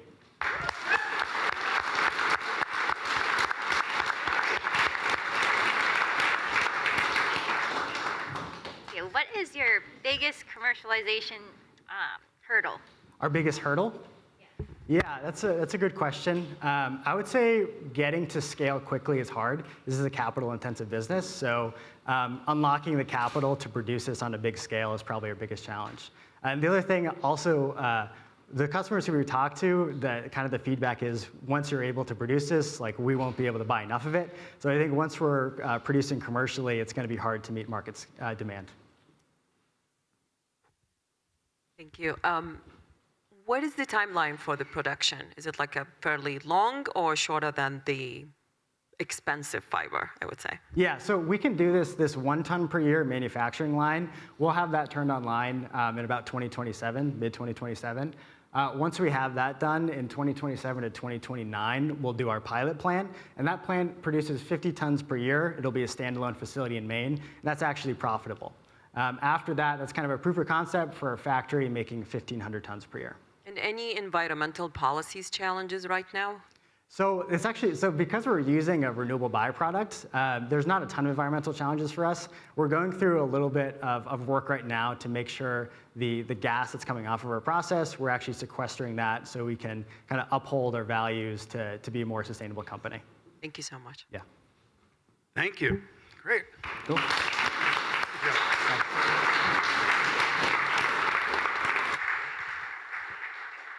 Next to the stage, Ryan Yost with Propagate. Thank you, Jeff.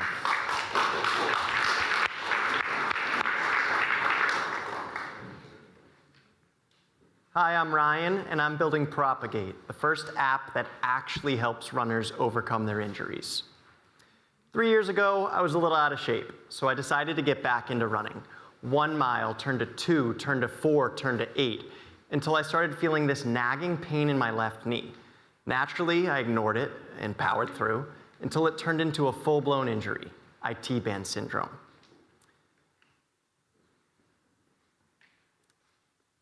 And because of this IT band syndrome, I had to cut my race plans short. I couldn't do that marathon. I couldn't even run hardly a mile.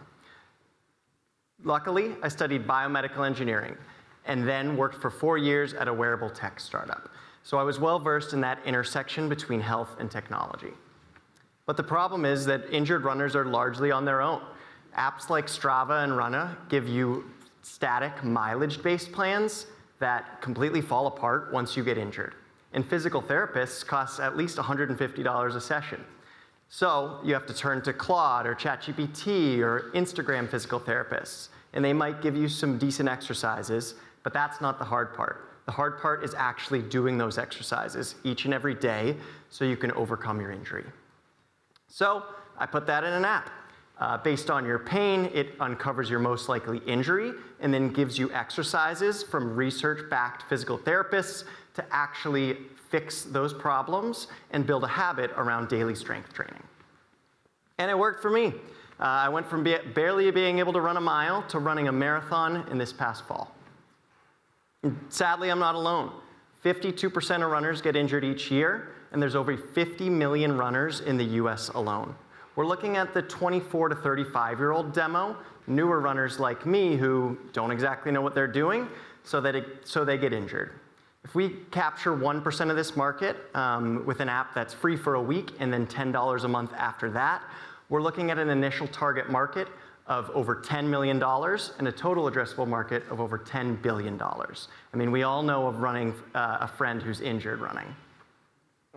So we're finding these runners. We launched the beta app in December and got some strong early signs. One runner even used the app for 53 days, and it helped him overcome his calf pain. And next, we're going to submit the app to the App Store, and then we're going to scale our distribution. If I can talk to 3 runners a day, make 1 Instagram video a day, and continually push out app updates, we'll be cooking. After that, we'll make an app that gives you run plans that adapt to your pain and helps you fix your running form with just the sensors in an iPhone, and helps you find the right shoe based on your injury, and helps you earn merch deals. You know, you do a couple exercises and you earn a merch deal from Hoka or Nike or any of these running companies. But this goes far beyond running. Whatever you like to do, skiing, climbing, yoga, golf, even ergonomics and elderly care, I want to help you do it for the rest of your life.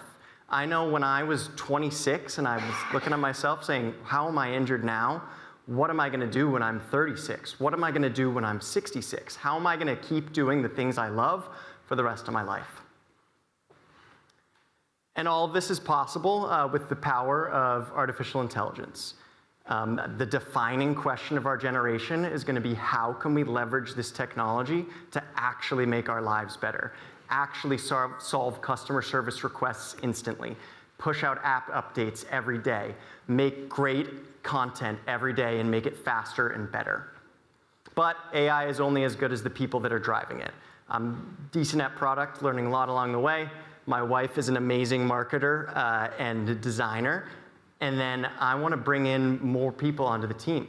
I want to bring in 20K, not only to help scale the compute and buy a couple more computers, some Mac Minis, but also to bring the best PTs, the best content creators, the best app developers, and have them stay right here in Maine or leave the traffic of Boston behind for the beaches, the mountains, the food, the beer of the great state of Maine. So if you know an injured runner, or you yourself are an injured runner, click this link and download the app.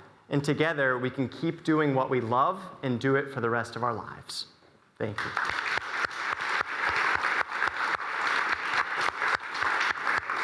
Thank you so much. So, did you complete developing the app? It's done. Yep, it's in a beta app format, so it's not on the App Store, but I send it to users. So, did you register the intellectual property rights for the app? Do you own it? Yes. Okay, that's really important because you said I'm still sending it. Okay. The other questions I have: how much liability the app is carrying in false diagnosis for the pain? Because you said it's based on the pain symptoms, and it will give you customized, I would say, plan or recovery plan. How much liability in maybe this is a false diagnosis by the app or the AI behind it?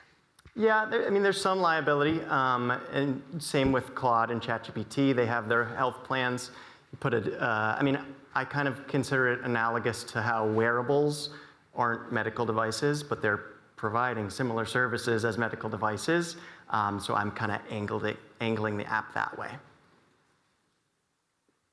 Hey Ryan, congrats on your recovery. Can you share more about the business model and your vision for or capital strategy or what you'd need to get to the scale you'd like to? Yeah, absolutely.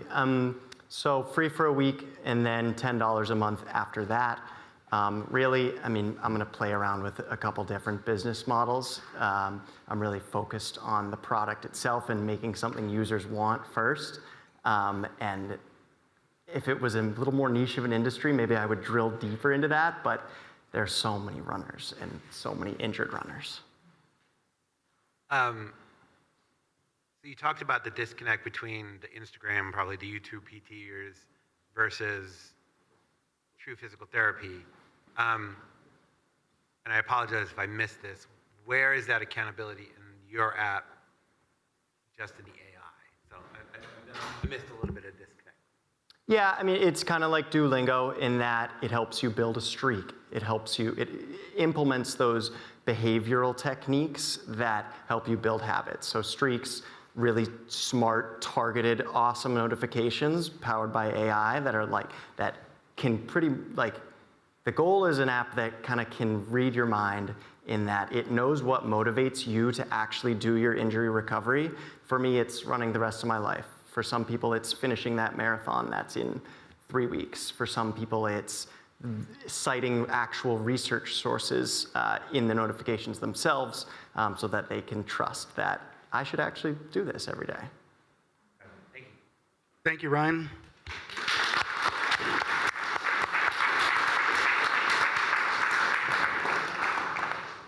And next to the stage, Bill Peterson with Next Marine Solutions.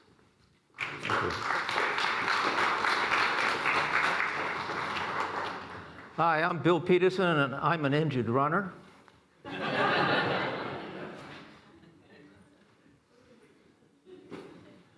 This is about our oceans and our future. I've served in all 7 oceans, got to know them really well, and they are in trouble. This is also about producing reliable, affordable electricity, and our grid is in trouble. Our solution is a low-cost, affordable, long-lived energy system that operates from flowing water in streams, rivers, currents. NextMar's technologies are transformational without the negative impacts. What you see here is one of our products. It's a 10 kilowatt energy system. It's buoyant. It goes under the water. It's controlled by a cell phone application. That unit is also a backpack unit. When Steve Jobs did his transformation of computers from these massive mainframes to something you could hold in your hand, this is similar. When you see hydropower or renewable energy systems, they're very large. This you can put on your back, and you could go into camp and create your own electricity. California has banned generators in 2028, new generators. There's 1.5 million sold each year. They're 22% efficient. That's a huge market. 30% of our country is going to be off the grid in the next 6 years. Our system will provide that energy without the negative impacts. It can be by itself, it can be in a dock, it can be an aquaculture platform, and it's scalable. We can create a megawatt system or this backpack unit. So Chuck Benton up on the right, very successful. He did a number of video games like Leisure Suit Larry and Frogger, but he was a technology top gun. Larry McQuaid just built a satellite that intercepted the asteroid with a BIW missile. Shauna can handle a 1-pound iPad and a 55,000-pound excavator. And to follow Commissioner's point, I'm the crazy one. But I'm also a naval architect, and I've been designing ships. And so you'd say, what's different about this? Our system is buoyant. It can go 1,000 feet under the water. It can go under the ice. And it's very cost-effective to build. It's all composite. This is our team, experienced, and our products are built in Maine.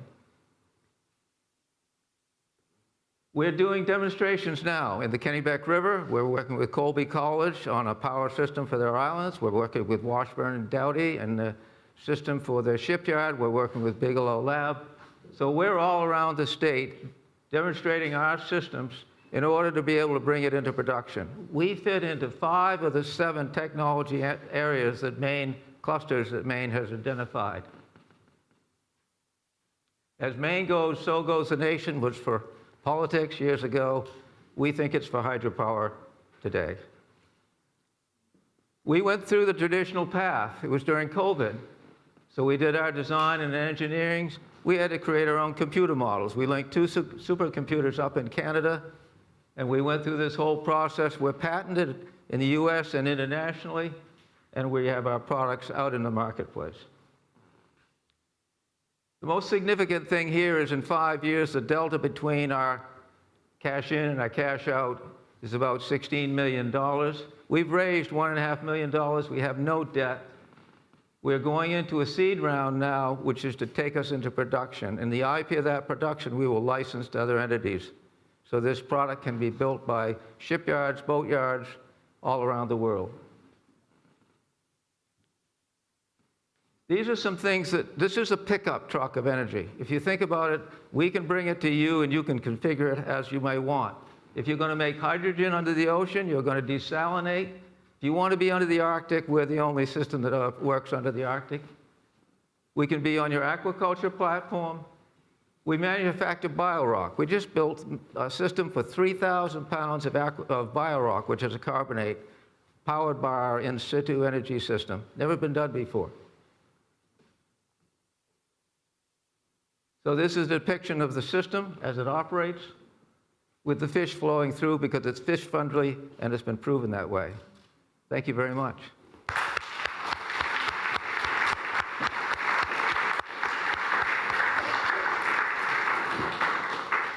Judges, any questions for Bill?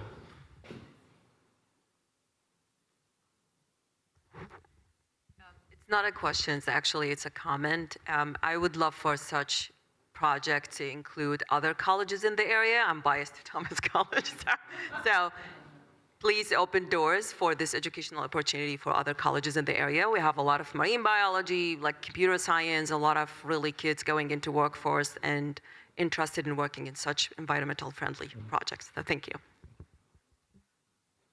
So that is our goal. We're also working with Coastal Carolina University of South Carolina. They're coming here. We are teaching a whole curriculum of marine science the week of 15 June in the ocean, working with labs and other things. So we're talking with University of Alaska, we're talking with Carnegie Mellon, we're working with Florida Atlantic, University of New Hampshire, UConn. So these are all our goal. That power to enlighten concept is that the students will bring this forward faster than we will. So we'll be there. Thank you very much.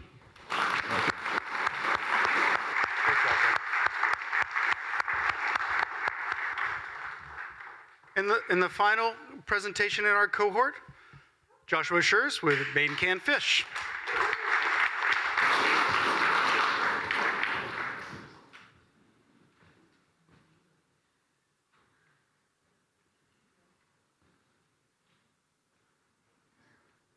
Hey, how y'all doing?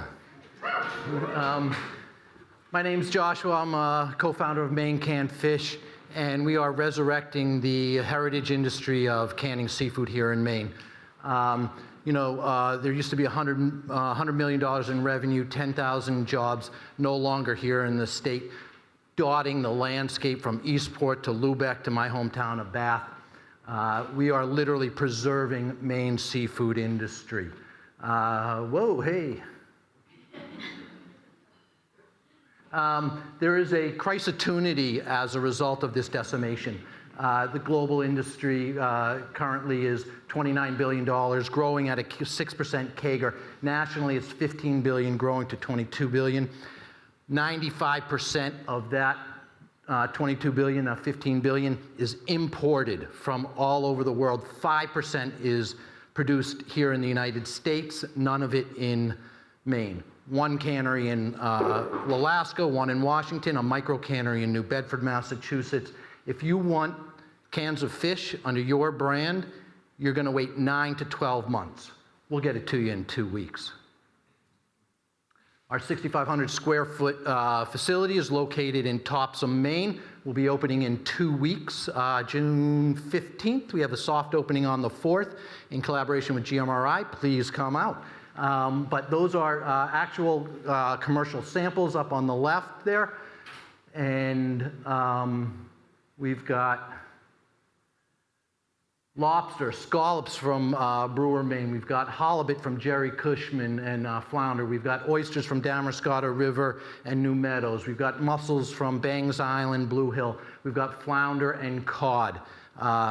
These are ground fish and aquaculture that we are supporting. And we have 3 streams of revenue in the cannery. One is a very forward-thinking cooperative model. The fishers and growers bring us their product. They get it back in a shelf-stable method to help them sustain their income throughout the year. The other is a classic private label with the famous chefs around town, around the state, restaurants, private label supermarkets, and then our hero brand, the Maine canned fish brand, that you can have in our craft tasting room, much like you would a brewery. We have the capacity to can 3 million cans in the current facility starting June 15th. 650,000 raised, 250 non-dilutive from MTI grant. Permits are there, FDA certified, equipment is installed, the factory is ready to go. It's just that, and we also have 200,000 units ordered that we are scaling up over the next year and a half. So we really just need $280,000 in working capital to buy the things that are not here in the Gulf of Maine, like the empty tins, the olive oil, things that are not here in the United States even, because the infrastructure has just been outsourced. And we are bringing that back to the United States and to Maine. Basically, the infrastructure for canning has been decimated so that demand and that supply just doesn't meet anywhere in the middle. So it's really a huge opportunity for us. That's why it's important now. Food safety, food security, proteins, it's on trend, it's on point. The team, amazing. Erica, she's 20 years in the Portland restaurateur industry. She was one of the founders of Navari Res, a top 10 global pub destination. Dr. Wu, we call him Wu Tang. You know, he's 18 years in the seafood canning space, retort, steam, you name it, he's the guy. I've done 30 years of opening 3 factories in Portugal, the largest importer of canned seafood from Portugal. Sardines, sardines, sardines. So I know the industry really well, and the team is ready to go. The use of funds is for working capital, and if we're so lucky to win tonight, the $20,000 will be a very innovative new product with the Micmac tribe, their rainbow trout. It'll actually be it'll revolutionize sort of the chain of command and industry. And that's it. Come see us on June 4th for the soft opening. This is shots of our packaging, and thank you very much Thank you for volunteering your time tonight. And to the people, you know, I don't envy you tonight because there have been a lot of really great people up here tonight. And I'm sure I could pitch for them and they could pitch for me. They become friends, so I don't envy you tonight. But, you know, questions? So much, Joshua. Given the strategic planning you have for the anticipated production, do you know how many jobs you might create in the area? Yeah, we have projected up to 25 jobs in year 3, scaling up. So. Thank you so much, and congratulations. Yeah, thank you. It's been a long road. And what is your plan for securing quality seafood supply for you to maintain? Yeah, we've got a bunch of LOIs out there with some growers and fishers. So, many of the brands you may know, Bangs Island mussels, Blue Hill mussels, Glidden Point oysters, Norumbega oysters. Jerry Cushman is a fisher. Seascale with the scallops has introduced us to Marden scallops in Brewer. So it's all Gulf of Maine proteins. Everything is Gulf of Maine protein. That's what's really important. We want to be a little different. It used to be a monoculture of sardines. We want diversification in species. That's what's really important and really innovative in this. All right, thank you, Josh. Yeah. Congratulations. Right on.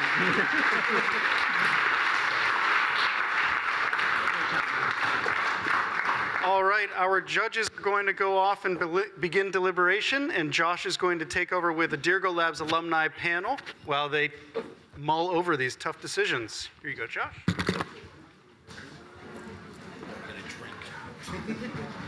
Thank you, everybody. So instead of playing Jeopardy music while the judges deliberate, scan this QR code and you can vote for your audience choice.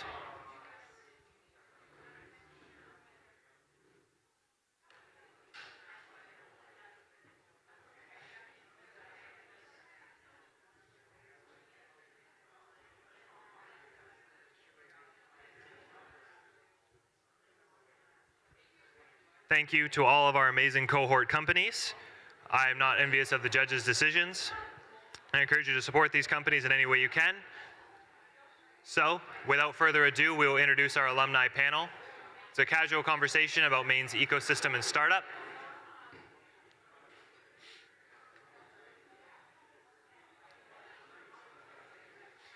First, I'd like to introduce John Stuber and Charlie Walsh, who are co-founders of Seascale.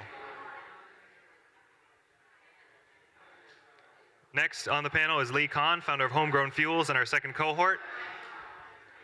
And Tom Law is the founder of Oak AI and won the Audience Choice Award in the third pitch competition.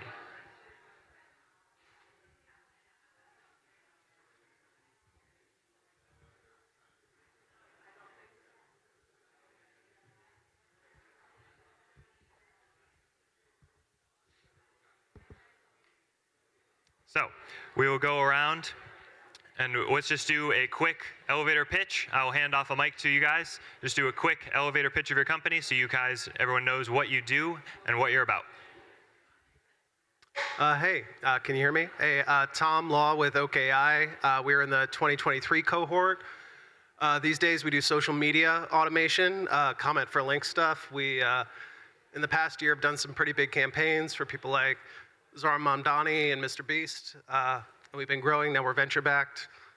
And go Dirigo. I'm Lee Kahn. I'm the CEO and co-founder of Homegrown Fuels. It was because of Dirigo that, we're still here today. As you all know, it's like 8 out of 10 die, right? There's only 2 out of 10 that actually survive, and Dirigo has helped us do that. One of the tough things, I think, is to listen to your advisors, and Bhaskar's not in the room right now, but Bhaskar told us to pivot a couple of years ago, or we would be in the 2, we wouldn't be in the 2, we'd still be in the 8 that was dying. We make a PFAS product that remediates PFAS from wood chips. It's an engineered carbon. We've leased a significant portion of the East Millinocket paper mill. And our product competes with granulated activated carbon that is comes from coal, comes from China, subject to tariffs, and we compete head to head with that with our PFAS product. That's Bhaskar. He's the one. And he probably wants equity now that I'm saying that. But anyway, Homegrown Fuels.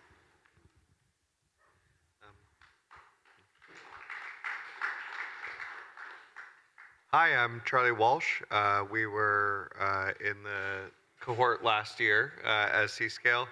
We build aquaculture gear, specifically targeting Maine's fishing fleet as a way to be able to help working waterfronts diversify their incomes and have a more sustainable income source. My name is John Stuber. I'm the other co-founder of Seascale. And in just maintaining authenticity to our target customers. I've been on the back of a commercial fishing vessel since 4:30 a.m. this morning until about 3:30 p.m. Charlie's been on the back of an oyster boat, so bear with us with any brain fog as we answer questions in what is rapidly approaching to our bedtimes. Thank you. How has each company evolved since Dirigo Labs? We have pivoted a little bit to not only be producing the infrastructure in terms of developing equipment, but we've also been working to develop capacity with commercial fishermen. One main way that we've been doing that is to teach folks and to provide gear for spat collection. Spat are sort of, they're tiny scallop seeds that are harvested from the wild, and that's one of the main bottlenecks that the scallop aquaculture industry is experiencing here in Maine. So that was one of our, pivots just from creating the gear, was also to capacitate fishermen in terms of being able to collect spat and then connecting them with folks who are growing scallops in the industry as well. Oh, no, he nailed it. We've raised $1.5 million since we graduated from Dirigo. Yeah, we are actually spent the majority of that on product development, validation, optimization, so that we could enter the market running. We currently have really strong relationships with international environmental firms like AECOM, Monteris, and Montrose that will become our supply chain. We have changed just about everything, except for the name of the company. No, so I founded Oak with like the deep notion that like, how do you help somebody live their best lives by facilitating decision making? Like, how do you help them understand like, this is what my best self would do today? So we actually pitched like a completely different product called Vibe Check. Vibe Check search is like still up. You can use it to run website checks and all kinds of stuff, and it's super cool. But it turns out most people don't want you to ask them like 1,000 questions to understand what they like, so you can tell them if the website they're on is good or not. So we did a whole bunch of partner research. We started working with nonprofits and thought leaders, and it turns out most people get their advice from social media. It also turns out there's a really big market there. That was not where we thought we were going to be. And we also pivoted into enterprise. So it was kind of like now we work with larger campaigns, nonprofits, helping people to work with tens or dozens or hundreds of creators to get their message out. And we get the right link to the right person at the right time. It works really well. So. Awesome. As Mike Duguay pointed out, Maine is a very cooperative state for entrepreneurs. Is there one organization or incentive that you took advantage of that really transformed your company or a relationship that you built? Well, I mean, so we did get funded by the Maine Angels and Dirigo semi-recently, which is huge. We worked extensively with MTI. Dirigo Labs was big. But honestly, I think it was SCORE. Years and years ago when I was working with SCORE, they kept saying, nope, I still don't understand it. Like, really, you gotta dial that in. So I mean, I haven't used SCORE services in, I don't even know, 3 years at this point. But I spent a good year with them before I quit my job, before I started trying to do anything, just refining, like, how do I do this? What are the fundamentals? What do I have to work with? What are my strengths? So yeah, shout out to SCORE Maine. Can we choose more than one? Yes. Okay. So Bhaskar also introduced us to SCORE, and we got a CFO that began working with us that actually made our model look like something you could describe. And we also have been blessed by a relationship with MTI. I was going to say, John and I get to cheat because there's two of us, so we get to pick two. And so I'll do immediate shout out to Gulf of Maine Research Institute. Also, we had gone through the Blue Tech Boost program before entering Dirigo, and I think that really prepared us for the program. And we continue to interact with them professionally since. And so huge supporters, cheerleaders, guidance around it. And so GMRI has been a huge boon for us. I think that we would be remiss if we did not list Dirigo Labs at the top of the list for just hugely robust programming that they provided through the Business Accelerator program, but also their financial modeling course as well. Shout out to Jonathan Godbout. And also dovetailing with Maine Technology Institute as well. Their business innovation funding has been a huge source of support, as well as the MERC program, the Maine Entrepreneurial Resource Corps, which connects folks with different subcontractors and consultants and experts in the field that can help you to solve any problem that your company is facing. Awesome. I want to highlight that the winners of the pitch prizes use these prizes to transform their companies. Can you describe what you did with the $25,000 that you won from the last year's Dirigo Labs? Most definitely. So speaking of that combination of Dirigo Labs and Maine Technology Institute, we used our winnings from the Dirigo pitch competition as matching funds for an MTI Business Innovation grant that we received. And that was helping to create more capacity with spat collection among commercial fishermen. It was doing our first large run of contract manufacturing of the Maine scallop pot product. And then also we focused a lot on solidifying our intellectual property for the product. So we took a provisional patent that we had secured and developed that into not only a full utility patent for the USPTO, but also having a patent which is an application which is ready to submit to the Canadian equivalent of the patent office there. We're building aquaculture gear which is specifically designed to integrate with Maine's commercial lobster fishing fleet as a diversification strategy for their income. And maritime Canada is just such an easy, additional market to be able to enter to. And so we've really set ourselves up to try and enter into that market within the next year. Awesome. You beat me to it, but if you have anything to add about what's next for your company.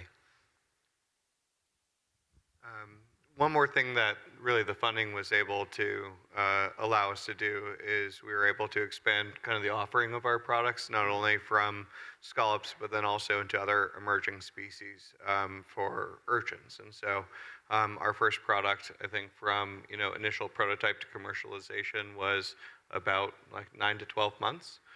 We were able to work with partners, specifically Seoul Mariculture, and be able to design a new piece of gear for urchin culture and be able to go from prototype to commercialization in under 3 months. It's now a product that people are using in over 6 different farms in the state and are helping really grow the urchin aquaculture opportunities through seaweed farmers and other aquaculture industries. We've been amazed, really, the creativity of our customers. We might have an individual idea of like the Maine scallop pot, which is now being used for soft shell clams, Arctic surf clams, oysters, and other species as well. I think it's really been our customers that have taken the lead of what's possible through kind of the technology that we started to build. We're looking forward to continuing to work with them and iterate. Thank you.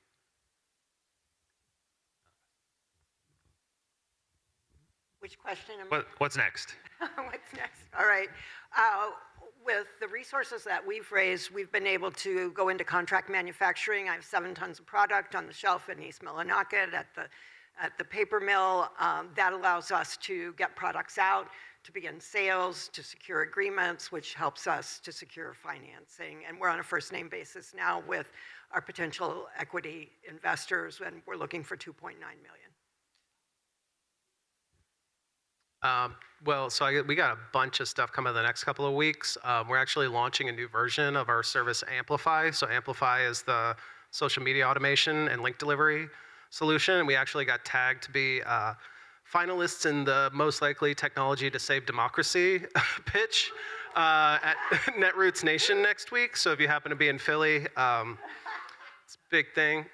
So yeah, doing that.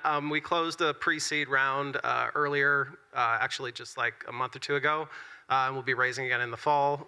But I don't know, exciting stuff. We'll see what happens next week. So.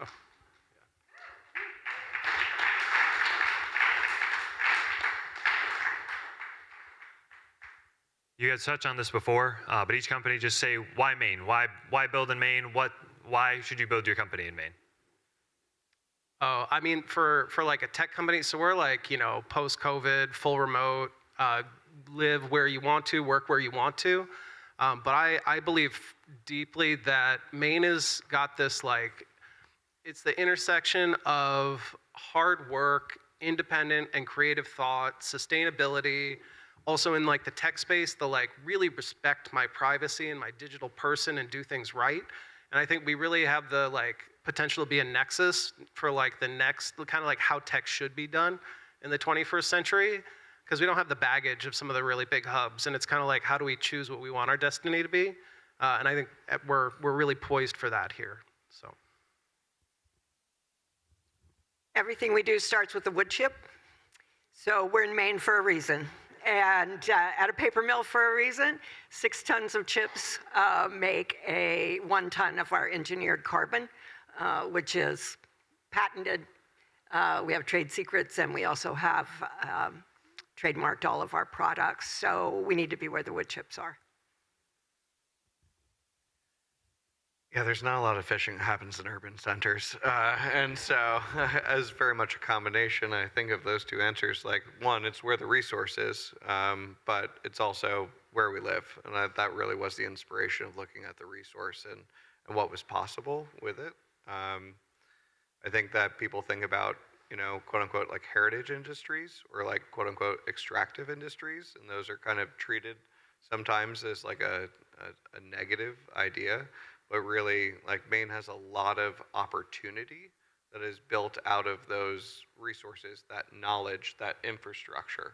And so I think we look at Maine and we just see a lot of hope and opportunity for the people and the infrastructure that's here around those industries. To, again, sort of piggyback off of Charlie's answer, I think that a lot of times some of those heritage industries, particularly the lobstering industry, a lot of the headlines are pretty doom and gloom when it comes to what the lobstering industry is or what it means to Maine.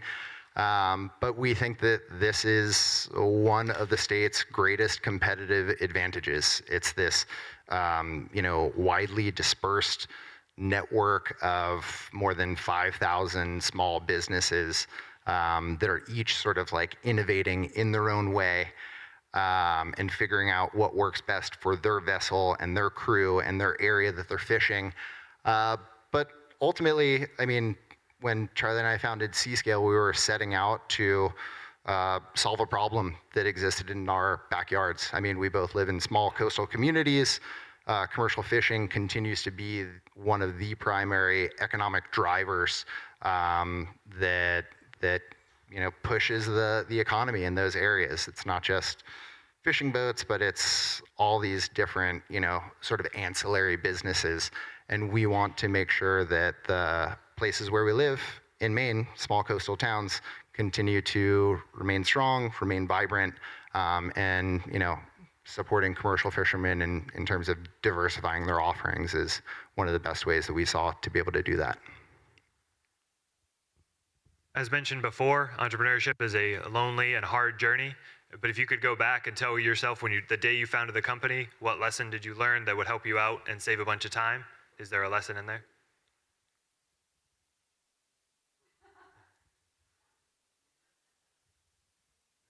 I mean, I guess we're doing it now. Don't quit your day job just yet. It's not necessarily, I mean, it's just the reality of things at this point in time. But focus on connectivity. This is one of the other great things that really, I think, seems to set Maine's entrepreneurial community apart from others is that there's so much value in connection, and there's so much value in just a diversity of different types of businesses that are out there. We certainly experience that in our Dirigo cohort, and you can certainly see it with all the different businesses tonight, that a lot of times there are different funding opportunities or just iterations or ideas that come to you because you're seeing a different perspective from a business that is not your own. And so when you have tech companies talking about, engaging with materials production companies, engaging with, blue economy sector companies, I think there's a lot of, just shared knowledge that can sort of cross-pollinate between those places. So. Absolutely, and like on a more personal note, I would say from our personal experience, and then also very encouraged for a lot of the pitches tonight, have a co-founder. Entrepreneurism hasn't necessarily been a lonely experience for us because you have somebody to lean on when you need to. I saw a lot of siblings and friends and spouses in pitches tonight, and I think that it bodes really well from what I saw from this cohort. I couldn't do this alone. There's no way that C-Scale got to where it is alone. Just even out of the resources that I have mentally, time, otherwise, let alone skill diversity, it just wouldn't have happened. And so if you are feeling inspired this evening, if you know someone that's starting a business, if they're going to be trying to take something on, help them find someone to share that with. I think that being able to share this experience with somebody else is one of the ways that it can be really successful. I would just echo that. I think we're stronger together. Yeah, we really are. Yeah. I mean, we actually even reach out to startups and say, come co-locate with us. Yeah. If you need wood chips, we got them. Come locate with us, come be with us. We'll be stronger together. And we have that same philosophy. We have 3 co-founders. So yeah, it works and it's a good message. And wrap your arms around each other. Remember, 8 out of 10 fail, right? So it's always like Sophie's choice.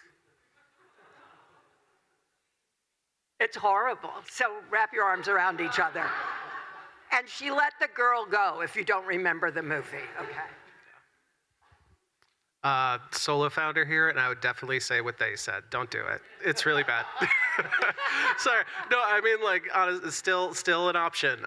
But it's been really hard.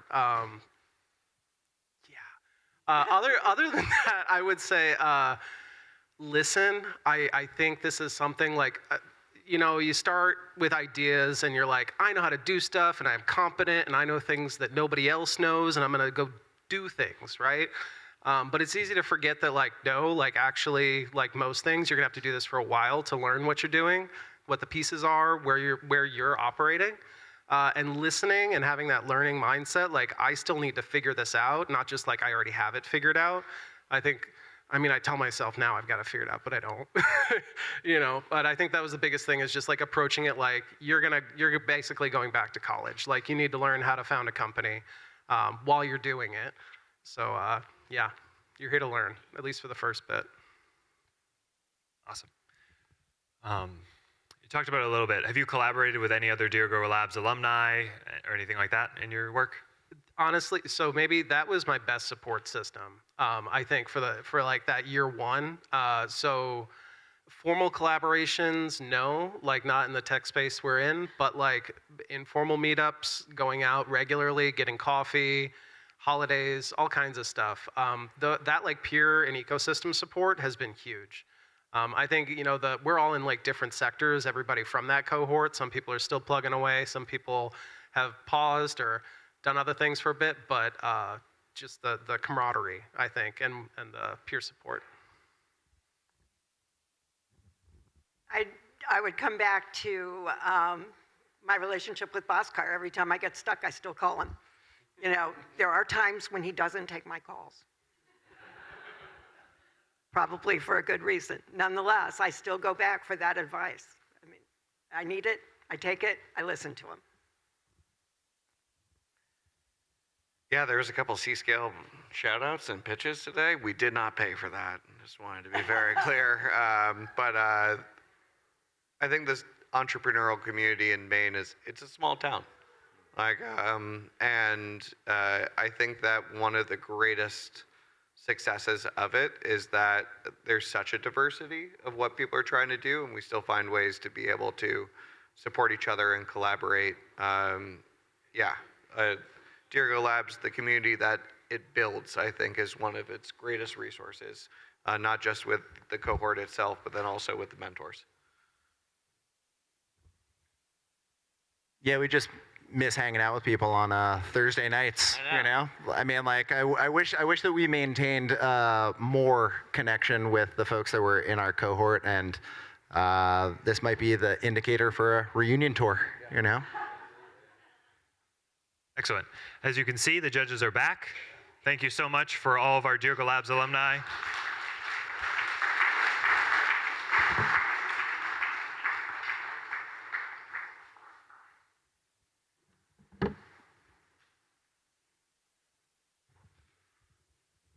All right, the time has come. Judges have deliberated and the checks have been written. So let's bring up is Vicki Allward, who's the Executive Vice President at Skowhegan Savings Bank, who has once again, 5 years in a row, generously donated our grand prize, our cash prizes. Thank you very much, Vicki.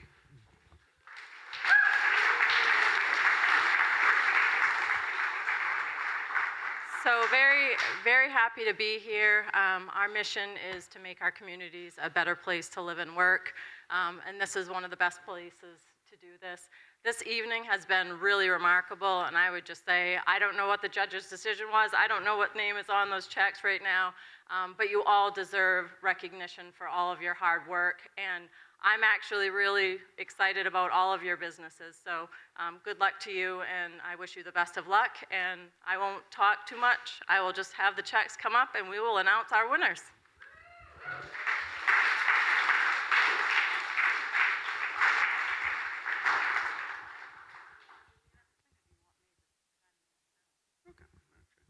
So for our first award tonight will be the cohort choice. So last week, after the dress rehearsal, our cohort members were allowed to start voting on their other team members who they've got to know over the 16 weeks. And Vicki, you can do the announcement. The winner is Soba Sparkle.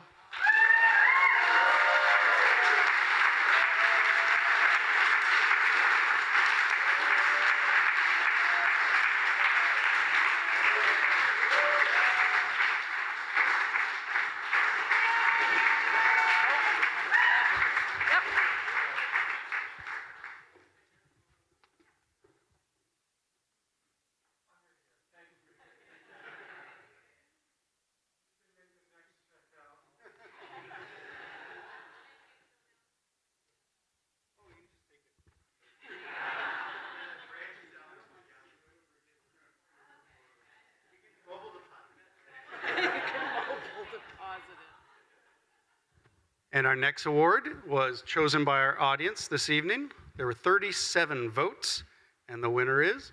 The audience choice is Dooryard.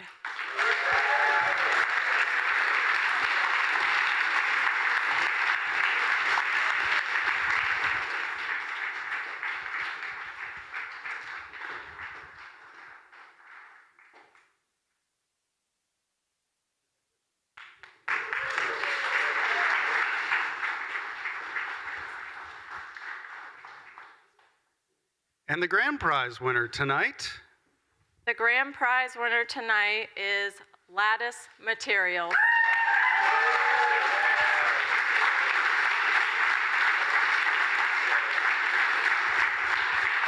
Congratulations. All right.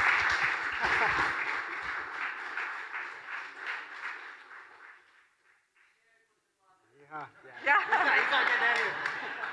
bring up all of our winners for photo. All three of you together.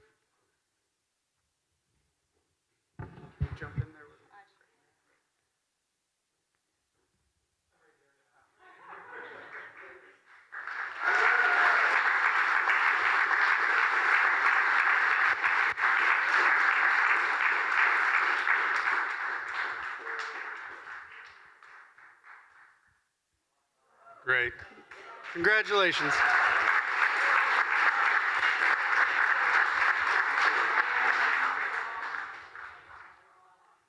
Thank you all so much for taking your time this evening to join us, for all our mentors who have given their time and expertise, to the alumni for coming to talk to us once again, and for our judges for taking hours and hours out of your evening and to deliberate and make that very difficult decisions. Thank you very much for joining us for the 2026 Dirigo Labs Pitch Competition.